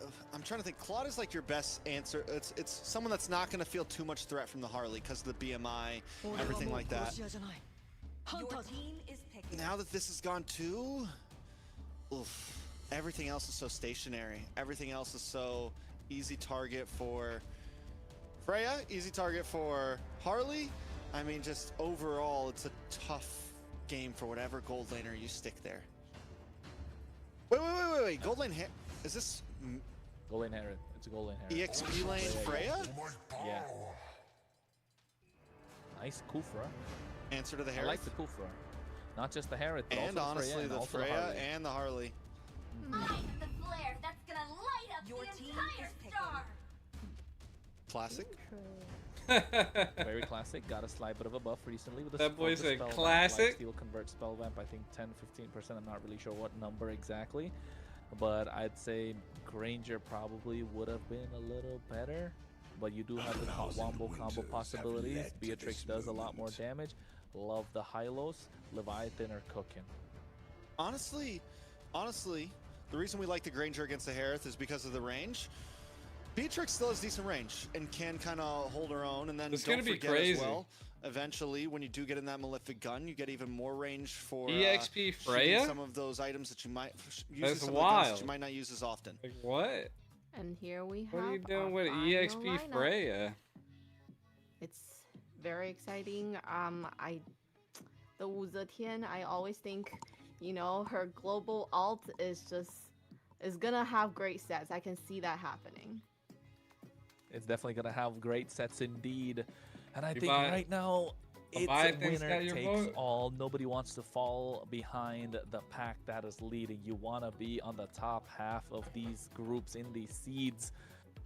And Nighthawk, Leviathan, who's gonna be the one to take it all? You think Bragging the Hylos rights, changed it especially, for right, the good or Trex? the That's bad what this is though? about, bragging rights. Yeah. Talk smack and Discord channels. That's what these games are actually all about. Nobody cares about the prize pool or MSC. These guys all know each other so well that for the next 6 months they're gonna say, "Remember when I solo killed you in gold lane last week?" I mean, that's what really gets hurt the most here, for sure. What I like about these lineups is we come into game 3. They decided, listen, we're gonna give everyone a show. We're gonna let the Jushin through. We're gonna let the Freya through. We're gonna let the Harley in. Zitien's on the field. I mean, overall, This should be an exciting game. Some of these heroes we barely even get to see played, so we haven't got to see the Jushin not once so far. This is the first time we're seeing it let through. Freya's only been let through twice. We know how good Harley is. This is peak right here. The This is what Leomord we could wait go to see pretty crazy after weeks of multiple games. I think maybe This is get what the we wanna see. Zetian, This maybe is get a the stacked Harith. I don't. Meta lineup from both teams, apart from like Might be able to get the two Harley picks if they on can get the Nighthorde, Trump on one him, pick but on Leviathan. like he's I gonna mean, be Hylos so is still strong, quick with but it. Yeah, if you give this to I someone mean, who if the sees Kufra MLG can for lock the first down the time from MLG, they'd be Harley, like, yo, possibly. Bullseye, how do they get a Harley, Freya, and a I'm gonna Harith? get rid of this. What's These going hats, on? chat. Did we miss something? Did we not get the memo? Did the other team like start thinking about trolling? But then they look at the other team, be like, okay, Jushin, Leomord, Fulvius, all right. Seems like they did get the memo. It's like that drawing, right?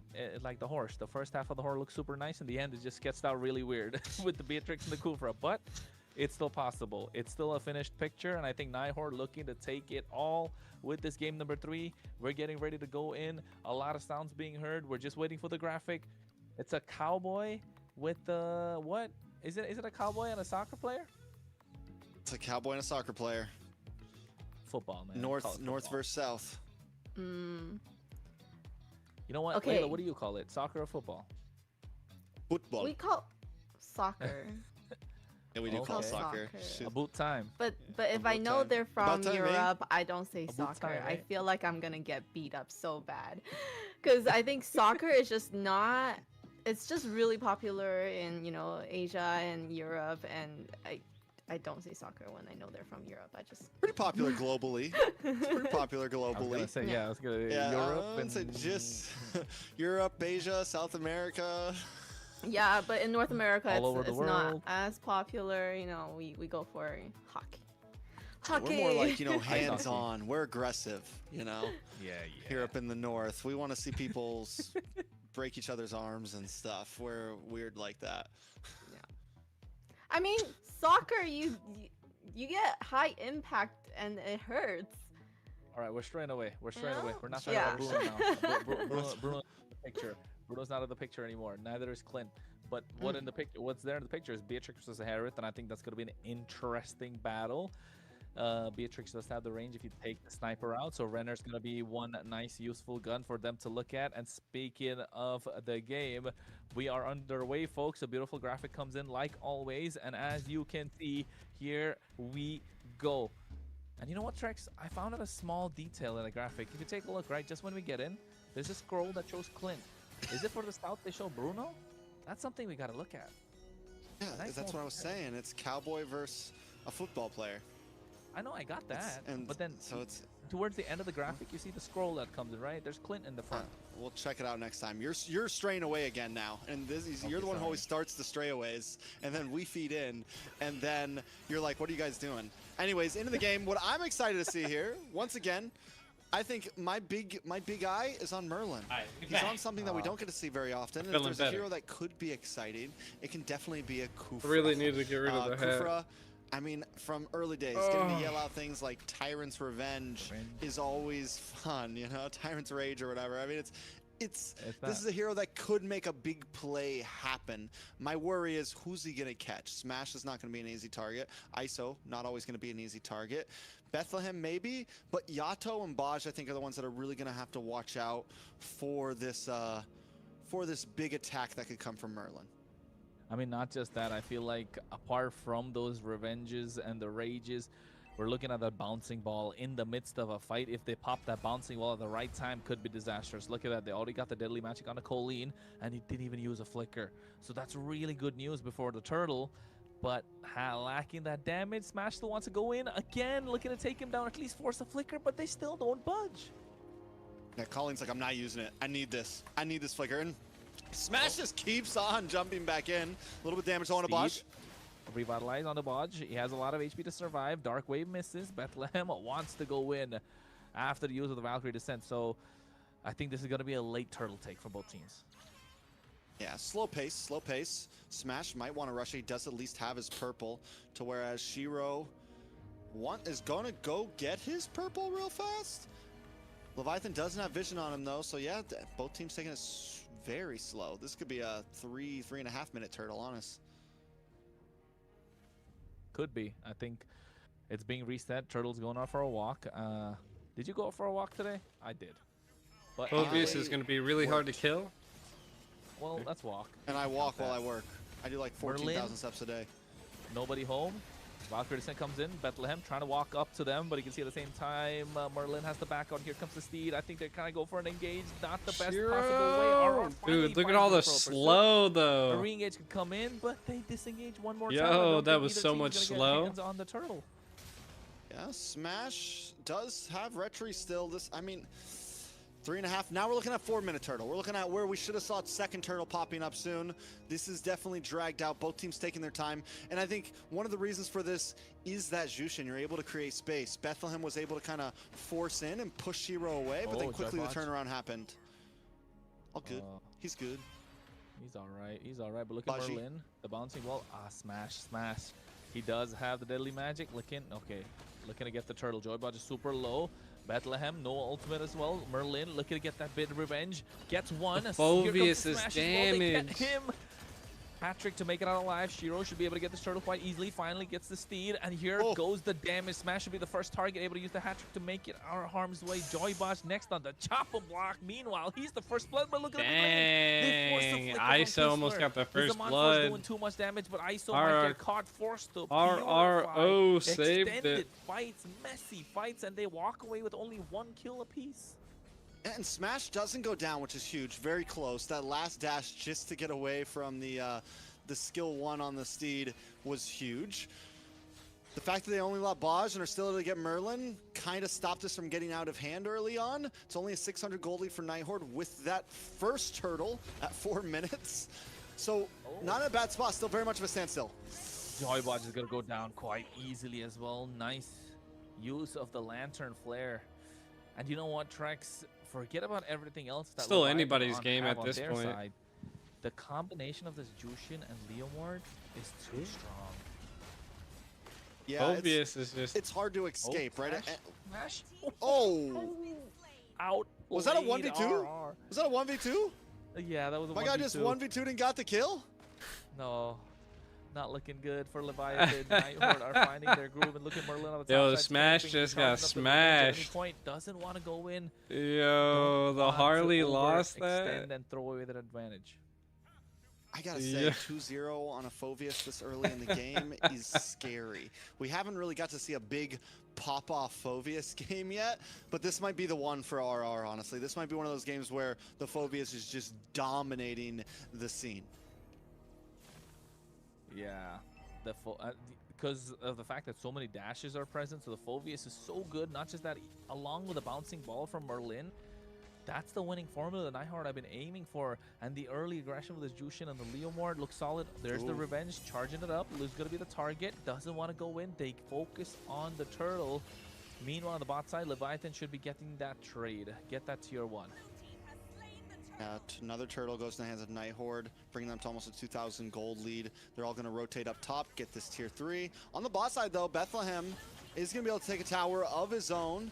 So Leviathan's still looking for play across That's the some map, good zonage to be able to get that tower. Forward. Do not lose too much. You guys think the Beatrix is going to like come online? Bosch still confident. Look at the guy. Still sitting there. Listen, it's okay. He has to be, right? He has to be. And look at Merlin. He's saying that you're confident, so am I. And dive straight in, head first. Just a little tap for tat, little tit for tat, you know? Tit for tat, tit Nothing major. So it's one of taking a look at the items. game. Taking a look at the items. Kistler goes straight into the Malefic Gun. So this is still the meta build for the Beatrix. Smash. Gets caught up. Revenge. And now here comes the damage. Smash is down. Now this is Merlin at his best. He camped. He waited. The bait was hanging in front of them. They bit the bait with the beacon. If you can't scale as a Harley, Merlin like it's kind of GG's, This is why he's the problem child, not for his team, but for the opposition. And it's actually perfect because we called the fact that Colleen was going to be a perfect target for Smash. So they know. Colleen sits in the mid lane. You know that Smash is coming at some point. You know the fish is going to come and take a bite at some point. And Merlin just has to wait for it, right? So very well done by the Nighthorde. It seems like every time Leviathan wants to make a play, Nighthorde instantly respond. Whether it's Merlin getting a catch off, whether it's RR just completely dominating a 1v2. At this point, Leviathan maybe needs to slow down a bit. Stop looking for big plays. Let your gold laner, let Bethlehem really get to a point where he can pop off. Let Yato get some items, and then let ISO get some items, because Smash is not him right now. The Harley's good, but not against the composition that it's going up against. He's not as smashing as we thought he'd be. They get a dark wave on the top side. Shiro has to get away even with the steed, but RR can buy a lot of time. He definitely has to win for a pursuit, but the ISO's damage is can he starting get to out of show. there? Yato. Celestial Armament just gets popped. Merlin's doing a fantastic job on this Kufra, keeping up the pressure. They get the Lord up now. And again, he should be charging and looking to pick somebody off. Let's see if he can pull it off. And he loves this mid bush right now. He's been almost most of his plays have been coming from here, able to get the knockup on a bunch. With the Revenge Rage and the Bandit's Rage coming through as well. Oh no, this is not looking good for Leviathan. They're dashing around with the Zaman Force. Bethlehem goes with the Valkyrie Descent. A lot of damage being dished out. RR cannot survive, but he takes one down with him. Kronos is really good at casting. Like a little bit of play-by-play. Everything going to the favor of Nighthorde. Kistler is working on the Lord. And Shiro is there, so Retribution should be easy. Smash wants to go in. Merlin catches him. Here comes the steed. He has to make it out. Cannot walk up to that lineup. Yeah, there's no way Smash can even try to enter the pit and try to get a cheeky Lord steal off. I love the way that Merlin's playing the Kufa right now. I love the way that Nighthorde are playing it overall. Instead of just being stingy with that ultimate, they're using it consistently, even if it's just a single man. I don't need to get 3 members. I don't need to get some big play. We use it for just quick picks, finding one hero. Even if it's Baj, it's worth it. It's giving Nighthorde small advantages in these team fights, and it's what's turning most of these fights into the hands of Nighthorde overall. Well, they're able to get the tier 1 in the mid lane right now. All 3 tier 1s conquered. Go relax. Next is going to be the tier 2. The Zaman Force is there. The Lord's already hacked away. Got the tier 2 on the bot side. Holy Shield will get popped in sooner or later. 6-2 kill score. Look at the goal leader, Trex. 5K. And I think Nighthorde have found, this guy is going nuts. More than just a footing. They are steps ahead right now of Leviathan. Holy Shield does get popped off on that bot side. Nighthorde just looking for some tier 2s at this point. But they honestly, with the 6K gold lead, they could wait for second waves to come and maybe really try to push this in with how low, with how behind Smash is, with how behind Bethlehem is. It's not too scary to get aggressive here for the Nighthorde. And Yato gets that lightning truncheon. Yes, they're going to rack up the damage, but the dive is just too much. They don't have any way to stop Merlin. They don't have any way to stop Shiro. You have Bethlehem on this Freya, but it's just not working out. Who would have known a Freya, Harley, Harriet, and a Zetian in the same team would find it difficult to deal? And not just that, track, in the hands of Leviathan. Dude, I thought this game already had too many bushes. Less about like one of the great things, I guess my point is, one of the great things we've been seeing about the meta right now is that there's always counterplay. Who's the chat got? The chat's got Leviathan still. One and-all, be-all hero that's just the chat still got unbeatable, Leviathan. right?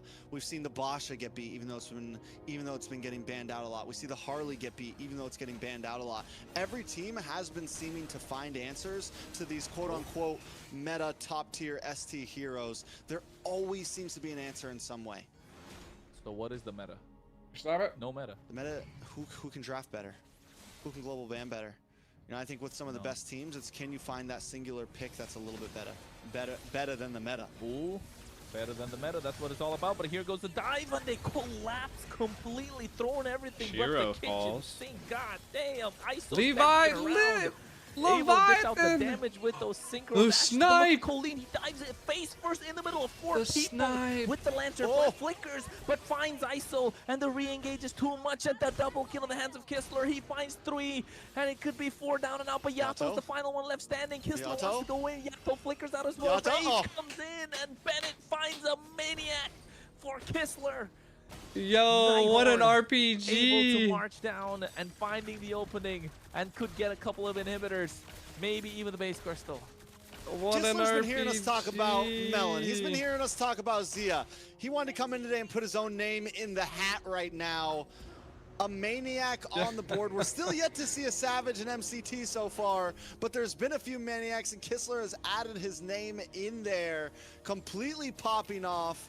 Let's take a look at the build right now. He does have that Rose Gold Meteor in, so he can be even more aggressive. It was a third item, Rose Gold Meteor, at that, so that he can really jump in the fray. A lot of times you save that for a bit later, but right now Kistler. What a is still not turnaround putting right there, damage. bro. I Finally thought gets in. I think I it was a thought BOD as Leviathan his had fourth that, item. and then they He just has like the hit a range. flick of the It's a- switch. Beatrix is looking good right now. 502. I hope she's looking good at this point. All A the damage. flick of Look the at kills. switch. It's in that one person that you do not want it to have. Leviathan, I don't know. That dragon don't look like a dragon no more. The black dragon is taking over, and I'm not talking about Yu Zhang. I'm talking about the Night Horde. Cold from the north. A little throwback to Team Spirit, but hey, Merlin taking a lot of damage. my Not the position he wanted to be. God. A little premature, preemptive. Just Yo, before they the Lord used marched in. everything on Merlin right This there. is a tough spot, though, still for Leviathan if Night Horde want to keep it up. Not having Merlin is a bad spot, but they still have RR, they still have Shiro. Oh, wait a They second. wanna dive, and they get Shiro as well. And I think RR is going to be the next on the chopper block. They find that in return. Colleen and Kistler are the only left standing, and Kistler is on Renner, looking to outrange them because they don't have What the front a line that they need. They wasted, don't have the what a catch that wasted they were Lord looking for. chat. Night Horde off that one kill on the bot side for Merlin falling early. It would have What been a a game of wasted Night Horde if they Lord. didn't throw once, did they? It's got to happen at least once, you know, like at least once. We'll see if it happens again. Leviathan, though, is showing true colors, true form, in a sense of even when we're losing, we can still hold on. And this is the thing I talk about with a lot of teams that separates some of the, you know, the best teams from the mid-tier teams.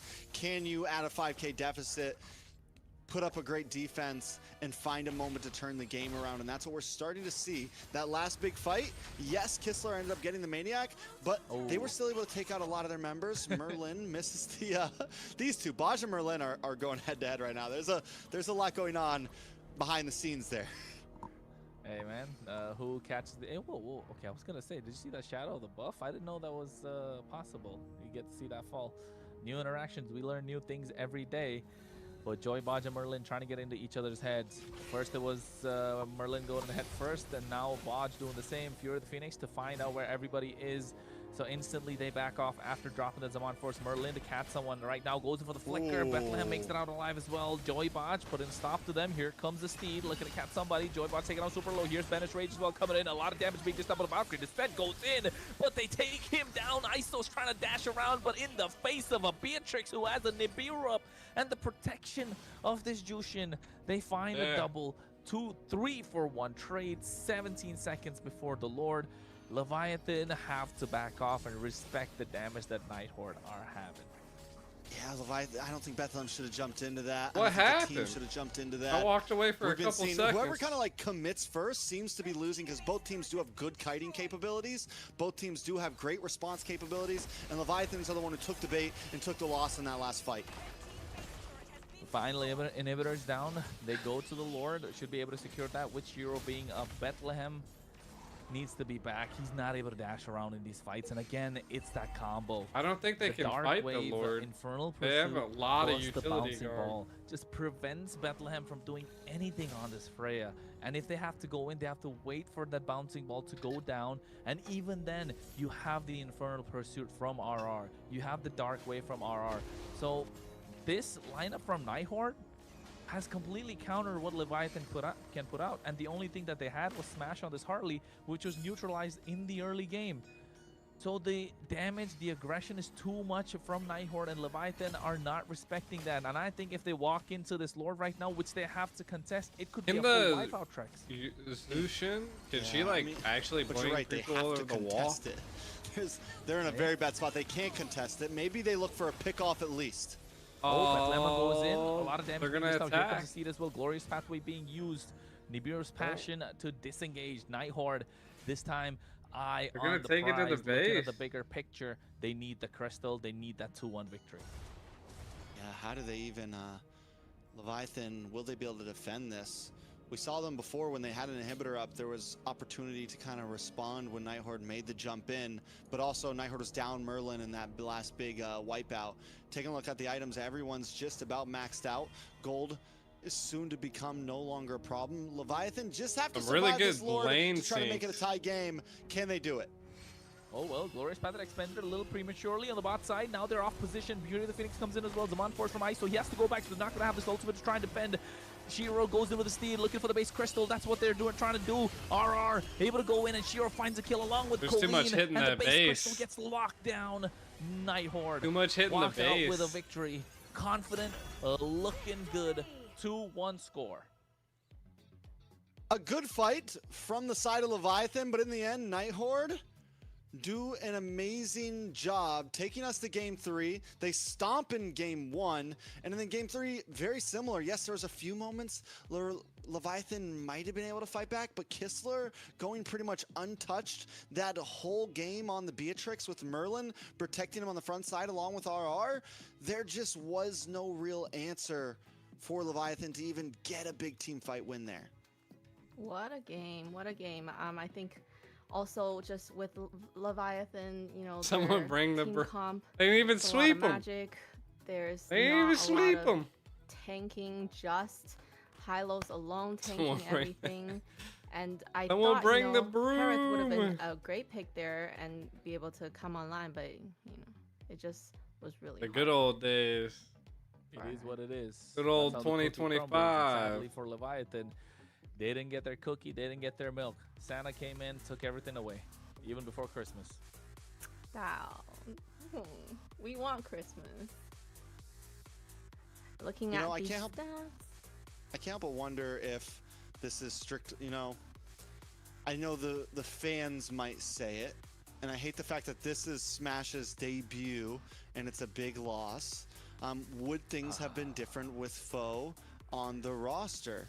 I Oh, think Smash shit. did a good job. There was still synergy there, and I'm definitely not putting What the blame happened to on Foe?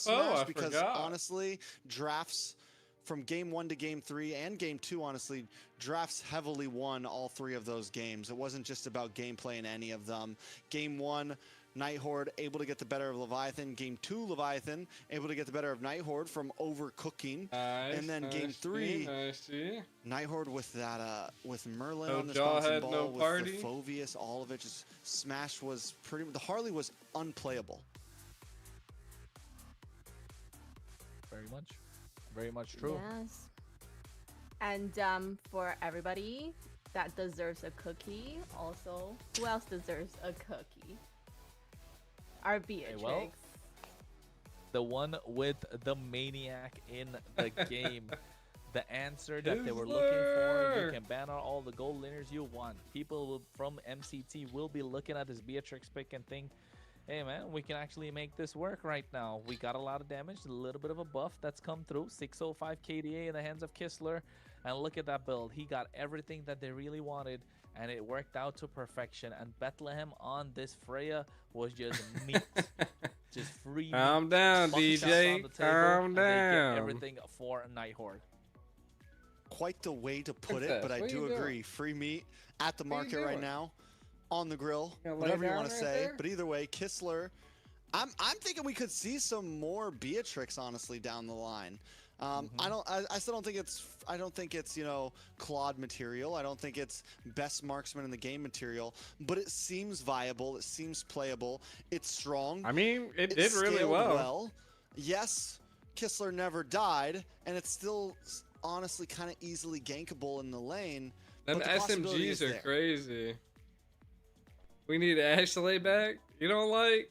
You don't like Layla? For everything that's going on with this Beatrix, this is the maniac that moment that they were looking for. Yato dope. even Like, flickered pulls out out the harm's way, but here RPG, comes hits them Bennett, with the and boom. well, All it bam. took was one shot, one missile, and Merlin throwing the game here a little bit away, but Kistler was still somehow able to get something in return.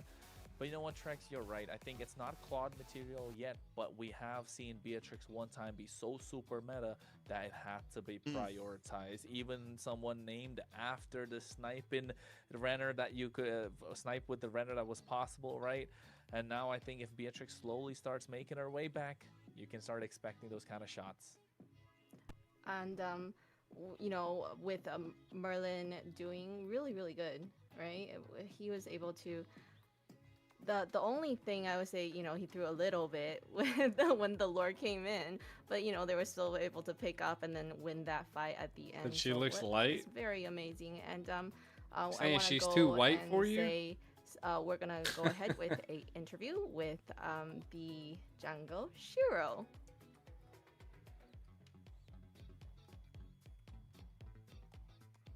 Hi. Can you guys hear me? Hello. Yes. Good. Hello, Yep. Shiro. Congratulations on the win. How do you feel? Did you get everything you expected out of the games? Is that I was what like, you what is were that on his expecting when you went wall? into the game? Honestly, we were just kind of being present. Like during the draft, we were really not overthinking about the draft. We were like trying to focus on what we could pick based on what they picked. Honestly, I just think that we had a good draft and we had a good gameplay, except the game two. Kronos, do you have any Well, questions for Shiro? Shiro, congratulations on the win. You guys had a rocky start so far.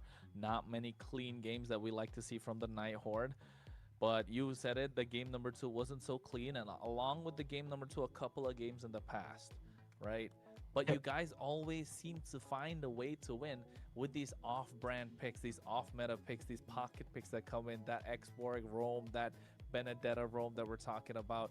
What makes the Night Horde the Night Horde? What's the formula? Do you guys have like a secret recipe? The one that Bugs Bunny got, you know?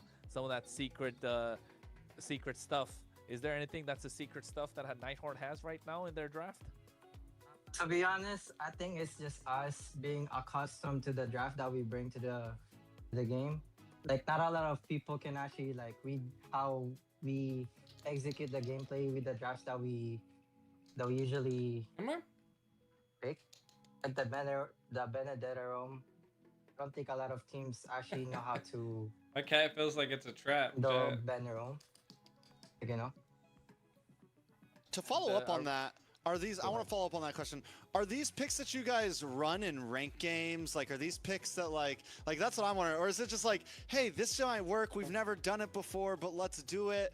Or like, is Merlin regularly running Benedetta Rome, you know, up the ladder right now? Actually, we never really practiced it. He just used to be XP before, so like he already had hero mastery. Okay. But we never used it in scrims. It's just like a surprise pick, like to you know. Okay. So are we gonna look in? Do you have a little more heroes left in your bag of tricks still? Or can we expect a little bit more? I can't really say it. Like, you know, Okay. I wanna expose our team. Heard. The secret recipe. We're gonna keep it secret. You know, no telling. So you have, after winning this, you get put into the 2-1 group. You've already faced Stamina. I'm not sure if the Swish Stage rules follow regular where you can't face the same team twice. I could be wrong. If that is the standard, it means your enemy will be Vendetta, if I'm correct, right? Or no, you've already faced Vendetta too. So a choice between Vendetta or Stamina, who do you want to go against and why? I think the answer is very obvious. We want to go against Vendetta. We want to get our revenge. Hey, I like it. Doesn't want the easy way out. He's like, we've already beaten Stamina. We want to take Vendetta so that we can, you know, prove that we can beat them. I like the answer. Yeah, I think that is a game that we definitely are looking forward towards. Once again, congratulations on the win, and we'll see you guys against Vendetta, hopefully. Thank you. Hey.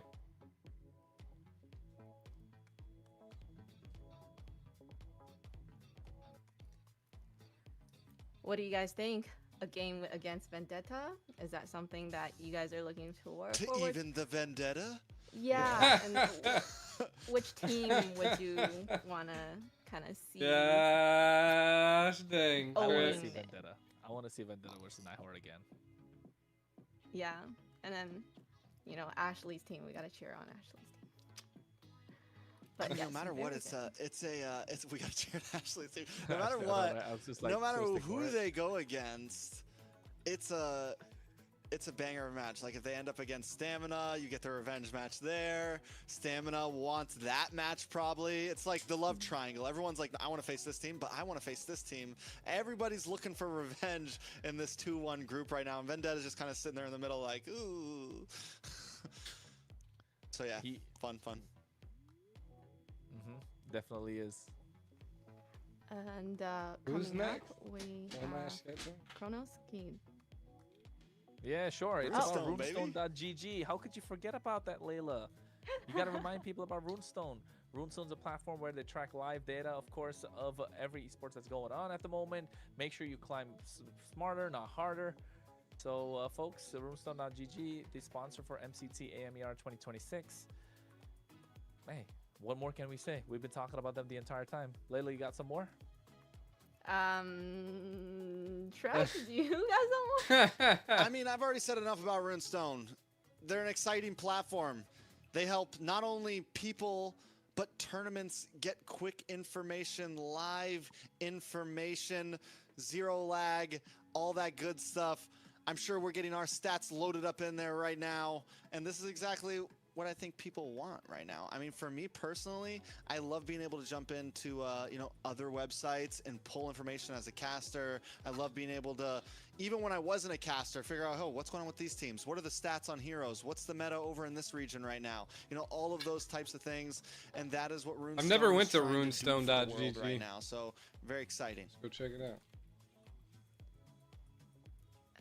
But we are sorry, going to be I have going little bit into a difficult- break real Yeah, fast, there a quick 3-minute one. So grab your popcorn, call your moms, pet your dogs, do whatever you got to do. We'll be back in 3 minutes for a big best of They 5 really between don't you have, two like- and Leon.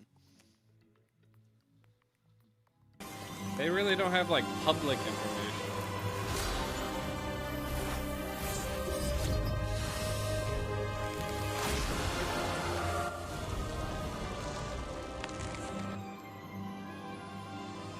They just create, like, they do it for esports.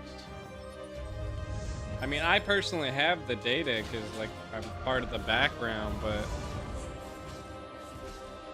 they're just a company that provides, like, real-time, high infrastructure data.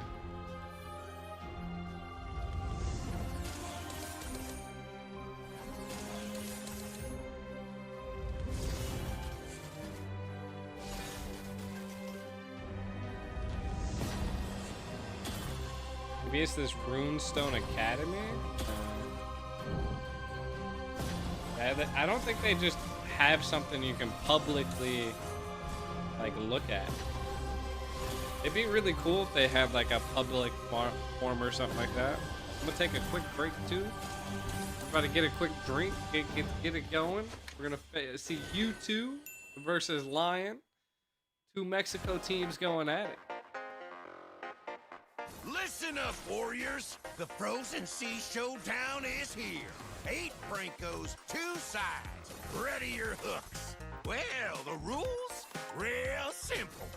Hook 'em over, then bash 'em. Or hook 'em back and stash 'em. Remember, kills will make you stronger. More kills, bigger targets, so swing those hooks.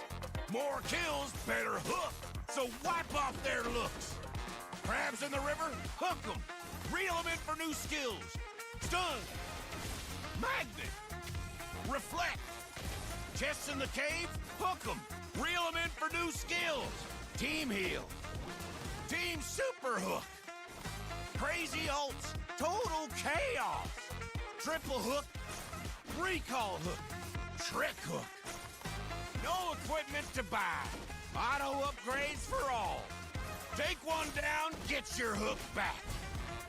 Hook, kill, reset, repeat. Hook till you can't hook no more.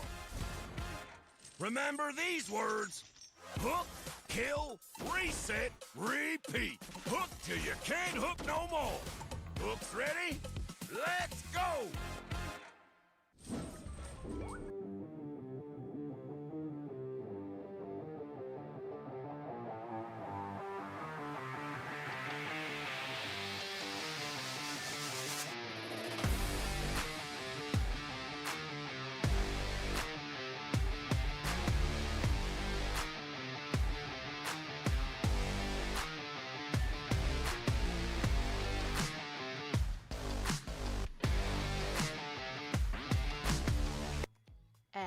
welcome back from the break. Hello, everybody.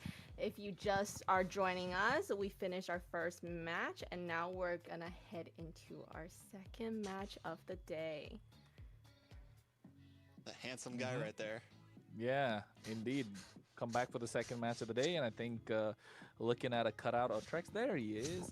All of a sudden now, but then again, that's a nice That picture. 3-minute Bro, break not went gonna lie. fast. Thank you. I tried. Yeah, it went super fast. Not gonna lie. I That's didn't even get to the. go to the toilet. Yeah, I did, but yeah. Anyways, Gotta hold it. big match, best of 5. Mhm. Survival of the fittest here. Someone gets knocked out. Layla, who's gonna lose? Oh, that was a harsh question. Who's gonna lose? I mean, yes, whoever's losing is gonna Alright. go to C8, Nighthorde which won, is chat? horrible. I'm not. I don't have a view on this one yet. I think we're gonna have to find out as the Nighthorde game won. goes Nighthorde on. won. Back. Maybe in game 3, game The 2. casters are I'll probably lagging. have a What better the fuck? idea. Good What do answer. you think, Kronos? I think looking on paper, we can tell that U2 kind of have the upper hand with the performance that they put out so far in MCT, right? On paper, with the performance that they put out.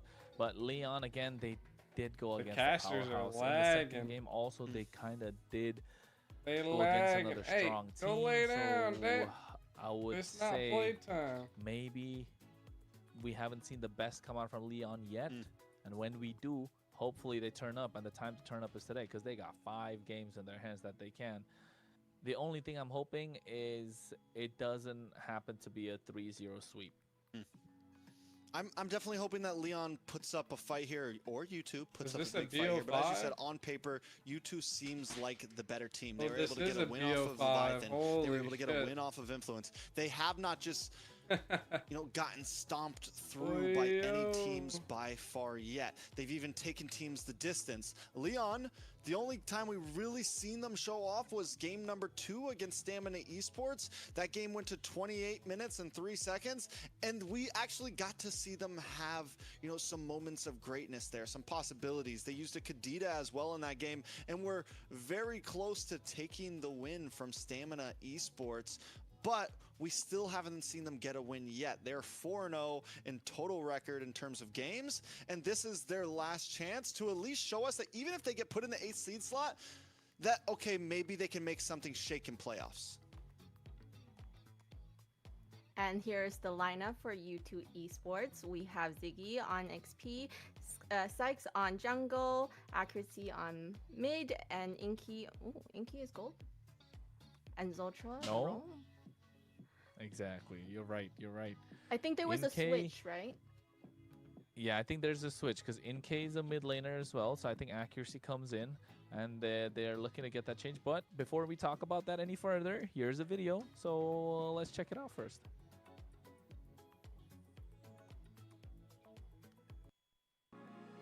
De Romer escogería Tamal porque se me hace que tiene mucha experiencia y es muy buen jugador. De XP Lane yo escogería Nats porque es un jugador que viene de Filipinas y tiene un ritmo diferente.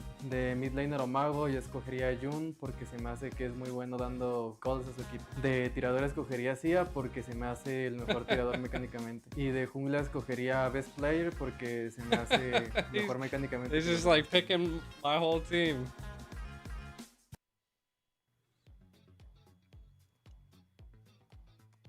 And for the lineup for Lion, we have Hayase on jungle. Sorry, can I? EXP. XP. Yeah, Bernoulli is the jungle, and POV is mid. Lionheart has the gold lane, and Raquel is our roam today. So both teams actually getting a small roster change here. Bernoulli's going to be subbing in, but normally he would sub into another role. It seems like he may be forced to pick up the jungle. Again, we never really know exactly. They might make some final changes even in draft, but at least it seems like it's an even stand for both teams. They're both kind of forced to bring someone else in. I'm wondering if it's going to be a full swap or if there might be a swap back later on. We'll see exactly how it ends out. Well, on that note, there's a video about Leon as well that we can check out.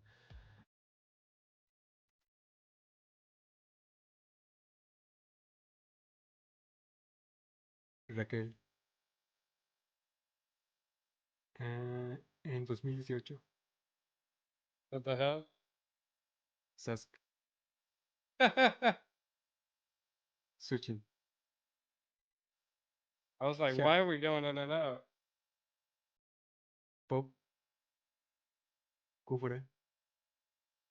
Ulti de Kufra. Sprint. Colector de Kufra. Farsa. Urano. Ailos. Leomord. Leinhardt. Leinhardt. Tamal. Sia. Khalid. Early game. Shotcaller. We have a spaz attack here. All right. Lots of So information there. I picked up a little bit of the guy that will be most tilted is Lionheart. I guess that makes up his name, right? Like Lion usually has a bad temper. How are the next you rounds of know? games happening? Because there's going to be I a like it. 3-2-1 teams and 3-1-2 We'll see if he teams. gets Layla's tilted. going deep into reading about it. We'll see if he gets tilted coming into this series. Because that we have seen, especially in a best of 5, it's something you have to watch out for. There's a lot of games, the pressure is on, and this is a match as well where the pressure is on. So everyone's going to need to be mentally ready for it. Yeah. Yeah. I think along with the pressure as well, it just comes down to what they really are going to draft at the end of the day. But you know for a fact that Lionheart is vocal and he gets tilted. So if you're on the opposite side and you watch that video, you know where to poke the bear. You might just find out. Yeah, imagine just, having him have a really bad time in his goal lane, because we know it's very important. And coming up, we're gonna go right into the draft and see how they're gonna draft. Maybe they're gonna try to, pick heroes that can counter him, making him have a really, really hard time in the goal lane. I'm excited to see where exactly Bernoulli. So Bernoulli does look like he's going to be jungle. Let me look at the bracket here real quick. I'll tell you a little bit more. Or I'm getting like the tournament going and stuff here. Sykes still regular jungle. Their swap doesn't seem as tough because Bernoulli's not a jungler, right? Normally he swaps in for EXP lane. Correct me if I'm wrong, Kronos, but yes, this is you're definitely right. this is definitely a big change up for Leon. I'm wondering how it's going to affect exactly. And not just that, right? Bernoulli is one of the most experienced players that they have in the entire team for Leon. And that's why he rocks the EXP lane. The team kind of revolves around him even when he's in the EXP lane. So yes, maybe in a way it's good that they slot him in the jungle, but you're right. Shifting from a mid laner like NK to a gold lane is a little easier compared to someone from the EXP to the jungle, because the we can talk about this later. Aggressive, maybe kind of overstep your boundaries there a little bit. Bernoulli has to really hold himself back, think like a jungler to play like a jungler, and that's why you can see already the bans, they're hard locking down any of these frontliners. If you are to take away the Hilda, take away the Phoveus, well, are we gonna see another frontliner getting taken away? Freya maybe? Freya definitely is getting locked out, but with the Gwenny, the Phoveus, and the Hilda on the ban mark, there's a lot of stuff open right now. Once again, Jushin still in the field, Eve still in the field, Basha, there goes the Eve. I think at this point, Leon has to take out the Jushin, honestly. And then you have the Basha, Sora, Harley, Valentina, a lot of options coming in. But again, we've learned that the meta's not always beta. You know, there's always opportunity to counter, so. Which lane or which role do you think is the hardest to play right now? In the meta right now? In the meta right now, I think mid lane not a lot of options, if you ask me. Yes, there's quite a few, but you need to pair it up with the right roles. The most flexible ones are, of course, jungle and EXP and roam, but mid lane, not really a lot, right? Unless you pick up the Valentina. But here, I think Boxia versus Harley. You two are thinking, what do we go with? I think personally, if I was playing, I'd pick Baxia. Jushin. But I see the trend for Harley. You know what? Never mind. Kick both out the window. Go Jushin. Because then you still can have the Basha or the Harley after this, you know? You get the Jushin up front, and then it's, listen, they can get the Harley or Basha, and we'll take the other one.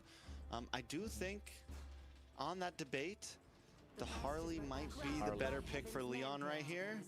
But instead, they also know we can get the trade, take either one. We take our carry, we take our Zetien. Sora plus Basha or Harley, right? Yeah, something like that. And Raquel did say he does not like juicing at all. And then they just picked it for him. That's what you gotta do sometimes. Yeah. On the side of you two. Yeah, I think the Sora here too, because then if you still want in second phase, you could still pick up a gold laner if you want, if it doesn't get banned out. It forces Leon to really decide how they want to draft. And I mean how they want to ban in second phase. So I think Sora is super clean here. Khalid. I like it. Khalid plus Harriet? Maybe? Never mind. Comfort picks. Comfort picks coming in clutch here. I agree, but also on fraud alert. But also Moskov being picked up here kind of prevents the Harley coming. I think it's so big. Leon, so I would say that makes a little more sense too. So oh shit, Baxia has to be the way to go here, right? I was like, You're what? Okay, absorbing the damage from. Well, it's probably because I had to like move the window out the way. So Sora, like, how'd this happen? a better lock in. You get everyone together. It's just too much when the meta is open, right, Trex? When everything is kind of left open. Yeah, you're just scrambling for ideas. It comes down to the compositions, what they've practiced, what worked. Because at this point, we can keep going back and forth on what's good and what gets countered by who and what. They could just ignore everything and just go a completely different route. I think the Sora, one of the reasons the Sora is good here though too is dealing with the Jushin. Because of the ability to just get in and close the distance quickly, he's not going to be an EXP laner that really falters in terms of these team fights. So you have poke with the ZTN, you have damage with the carry, and you have someone that can kind of target down onto and get past Khalid, can disrupt his quicksand guard. So I mean, there's possibilities. I think Sora definitely a solid pick, and with the side of you two still needed a jungler as well, definitely worth leaving that for second phase. Layla, thoughts? She's lost in the draft. Sora. She saw Kaja and decided to think about fried chicken. First fried rice, now fried chicken. Nah, fried chicken. I think the Farsa, you know, that makes me think of fried chicken when Farsa does not play well. But the Sora is gonna be just annoying for their backlines because you know when he shifts and then he locks onto you, what are you gonna do? You're gonna use your dash, your flicker.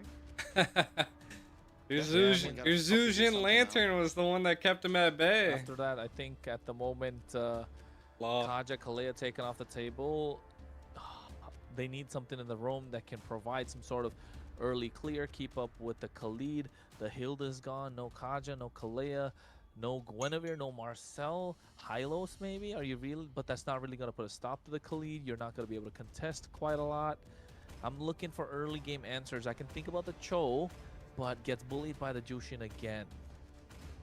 So do you just... Grok? Grok is solid no matter what happens. You go for the His favorite pick. It's his favorite pick, isn't it? Oh he yeah, just he did. He likes the Kuvra. Okay, Yeah, and the I can vibe with it. And the Zetian was really good. We saw one work. We saw one work.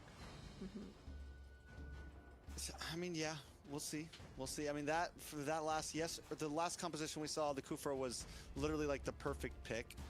This might be a little early. I think with the Kufra, they could have maybe waited for 5th pick. It's not gonna. Right now. It's only really affecting the Moskov slightly, and Moskov doesn't really. I mean, he's never dashing in really. He's more like side to side, things like that. Khalid maybe gets a little affected by it, but yeah, just you know. Side to side. There's the Alice pick. Love that draft. Love it. So aggressive. You give enough space to the Moskov.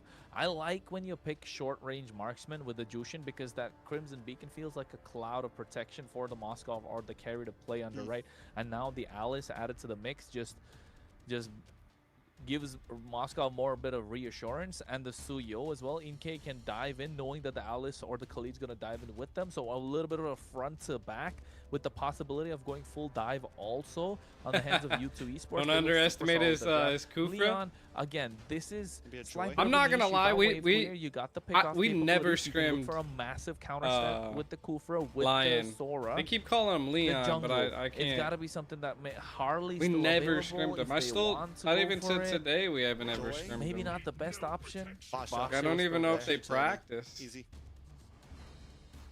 Imagine going a whole game and no Basha. No Basha getting right? picture banned We to were last pick. Pulled our hairs out. I'm telling you, the ban, the things are changing. The meta is changing before our eyes. It is. It really is. Yeah, and with that, there's our lineup.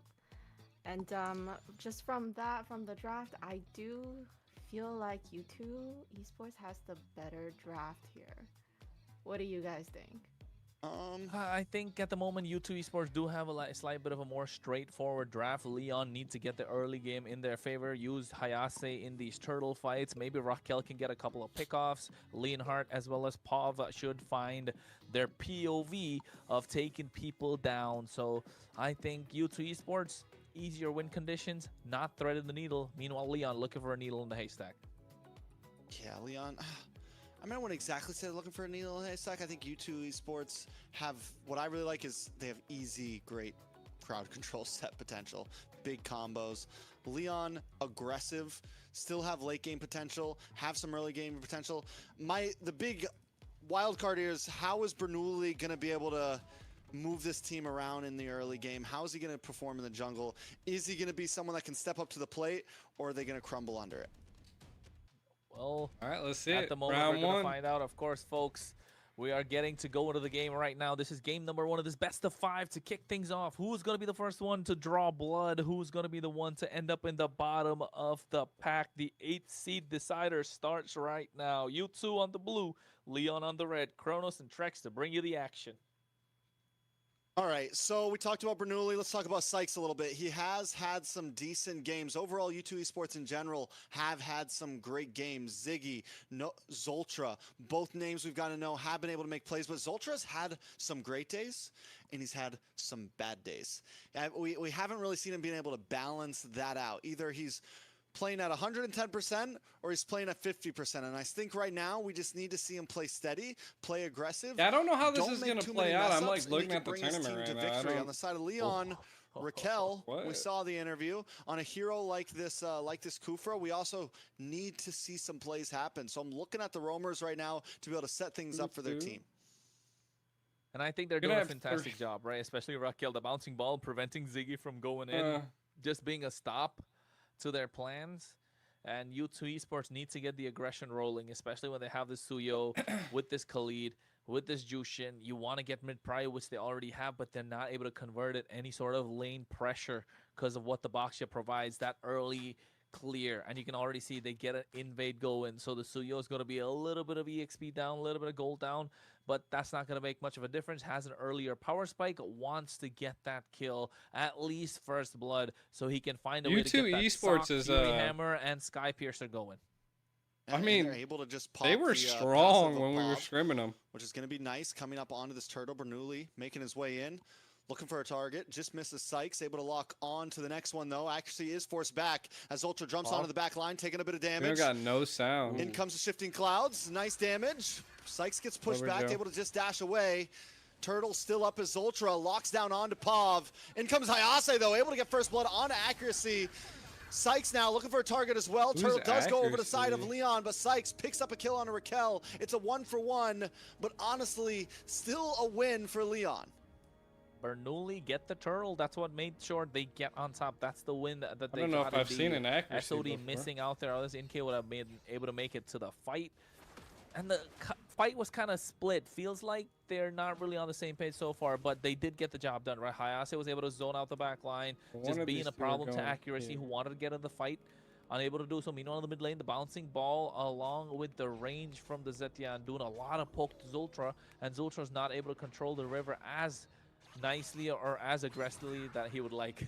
Person gets a seed. Yeah, I mean, if he can get there, but the thing is, he should be able to, but I guess, yeah, the bouncing ball stops him from being able to dash in. He has to kind of make his way around Raquel, but Zoltra's going to have to find a way to be aggressive and not just push Pav away, but also be able to, I'm waiting, where's the big Raging Sandstorm at, right? Where's the big play for your team? He did just get to level 4, well, now level 5. I think it's going to be a little bit of time for U2 Esports to really find those moments. The fact that Leon's able to get a kill on accuracy earlier is huge, though. Nice Tyrant's Rage, landing on his Ultra. Nice damage on his Ultra, force use of Flicker. Now accuracy in trouble. In comes Raging Sandstorm. SOD able to connect, push Bernoulli back, but still Zoltra goes down. Sykes gonna try to come up and clean up. Can he find a target? The bouncing ball is up, so Sykes can't close the distance. Finally waits, able to get the dash, but now he's getting pushed away. Sykes finally finds it. A nice Throne of Ruin. POV brought low. Hayase, though, trying to corner. Sykes able to dash back. Bernoulli on the chase. The back and forth right now between these two teams. Ziggy gonna flicker away back to safety.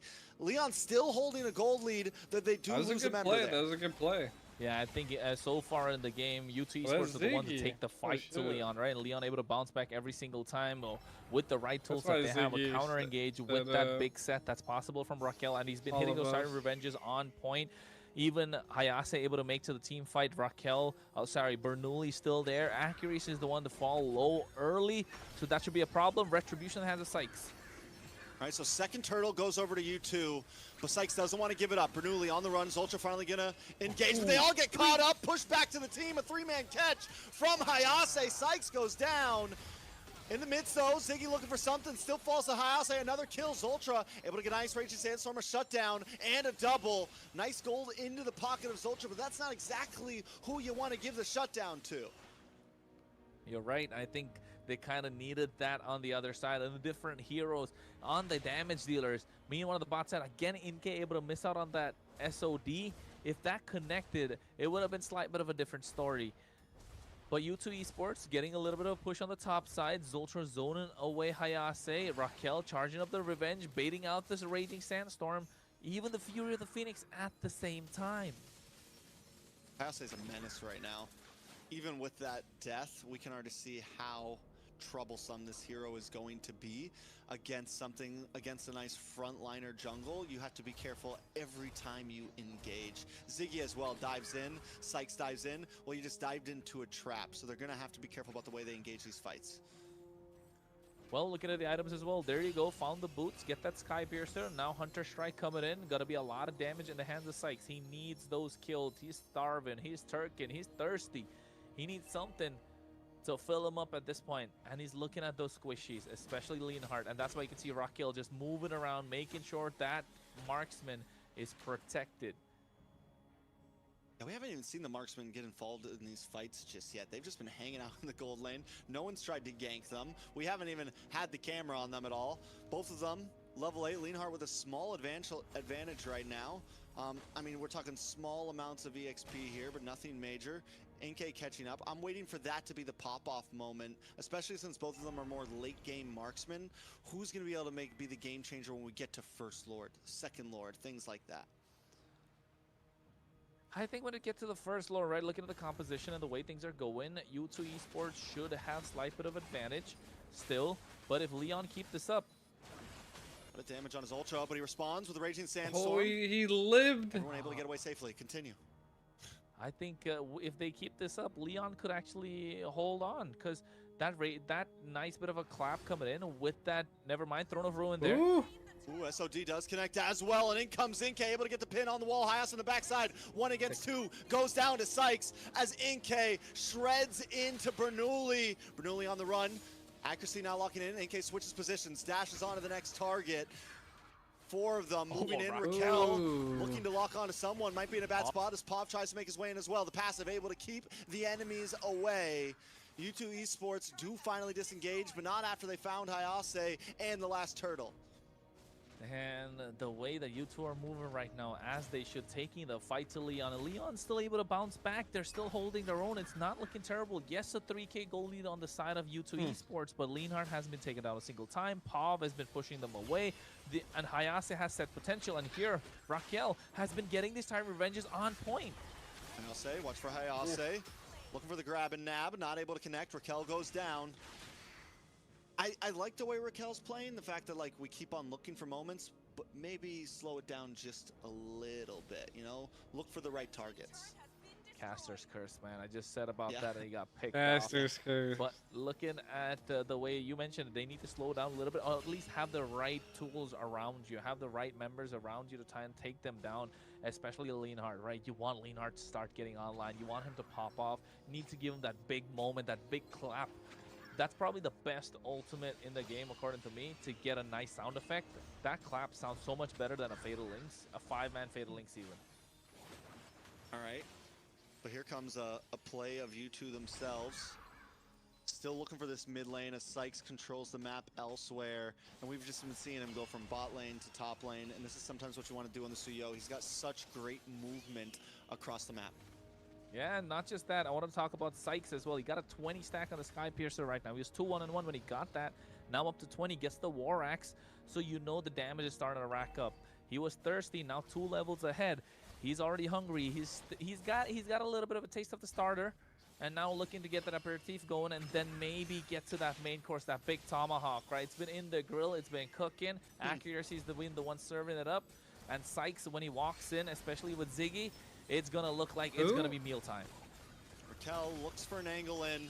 What do you want it? Big throne of ruin wasted, but wait, here comes Ultra right onto the carries, but he is instantly taken out.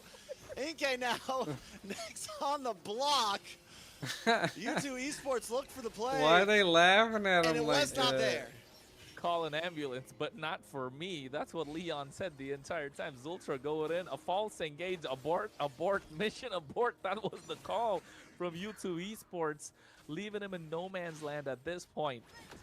Oh, it's not working out. Leon found a way to make the comeback. They get themselves the Lord, even a dominance ice in the hands of Raquel. So you know for a fact a lot of those heals are not going to be working out. I still want to see that Chastis Pauldron to come in. I hope Bernoulli or Raquel have picked it up early on. And Raquel right now in no man's land might be picked up and put down. Another Raging Sandstorm. The cooldown on Raging Sandstorm isn't that bad, huh? It's like, what, maybe 23 seconds? 25, I think. Because it's one of the reasons why Zultra just uses so much. But now, speaking of Zultra, going to get pinned against the wall. Actually, is here trying to help out. The damage is just too much. That dude could not move, chat. Leon he could not move. Finding cohesion as they move across the map, taking little pieces away from U2.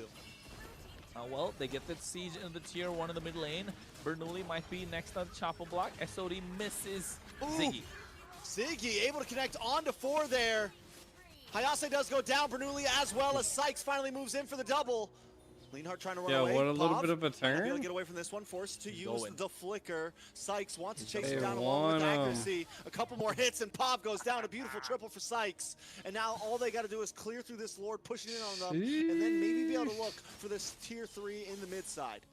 Hey, MVP Ziggy, bro, not gonna lie. Forget all the kills that Sykes has. Ziggy has been on point with these Throne of Ruins. Well, we've seen Sykes is literally carrying the game right now. Really good ones. He didn't know what to do right there, though. He was kind of lost. He's been the one that's been initiating all these fights, and the worst part being that was a good one. To stop it, nothing to take him down. Yes, you have Leonhard, but you don't have. U2's doing good, even though they lost the Lord. That could really enable or enhance what Leonhard can do, and that's why we were wondering, right? Maybe a choke could have been all right. Maybe the jawhead that we saw early on in the previous series could have worked wonders. Bob gone. Dang. Bob gone off the map. Send home. They hit that 12-minute spike. U2 Esports 4K gold lead. We've been back and forth. Leon's had some nice moments. But at this point, as you said, Ziggy's just making these sets happen. And Sykes is able to move so quickly across the map. Another Throne of Ruin under the map. Hayase trying to defend, able to get a knock up onto 2. Will it be enough? Inke does go down. Leon still with them, fighting them. But Sykes doesn't want to give it up just yet. Look at the damage onto Hayase as a monster kill falls in the hands of Sykes. Harry came in. Old spinning light wheels are going off. They got what they came for, a tower and a member of Leon.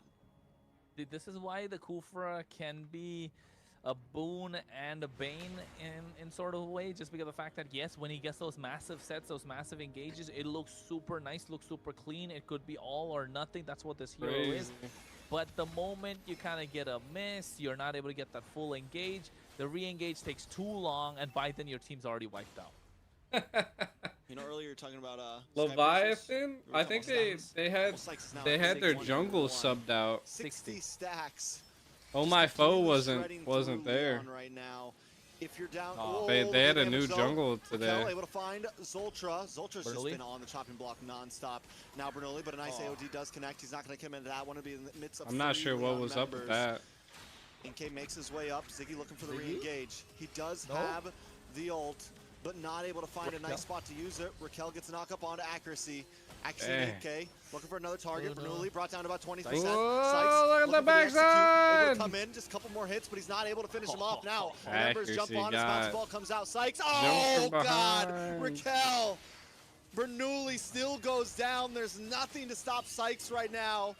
In the face of U2 Esports, Ziggy Yo, didn't what is connect these that team one, but fights? it's okay. They were able to take out the jungle, and Lord is up.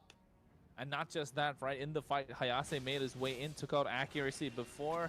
But then again, if there was another small 1v1 of the gold laners in the mid lane, NK already using the Wind of Nature, and there you get the Malefic Gun, Raquel going in.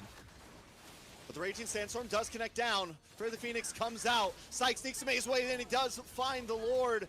Ziggy. No wretching on the side of Leon, and now Ziggy into the backside. Sykes able to find Hayase. Ziggy off the map, but they're not done just yet. Raquel trying to make a play happen. As Sykes is so low. The burn unable to finish him. Just a hair You got the of Lord, health though. left.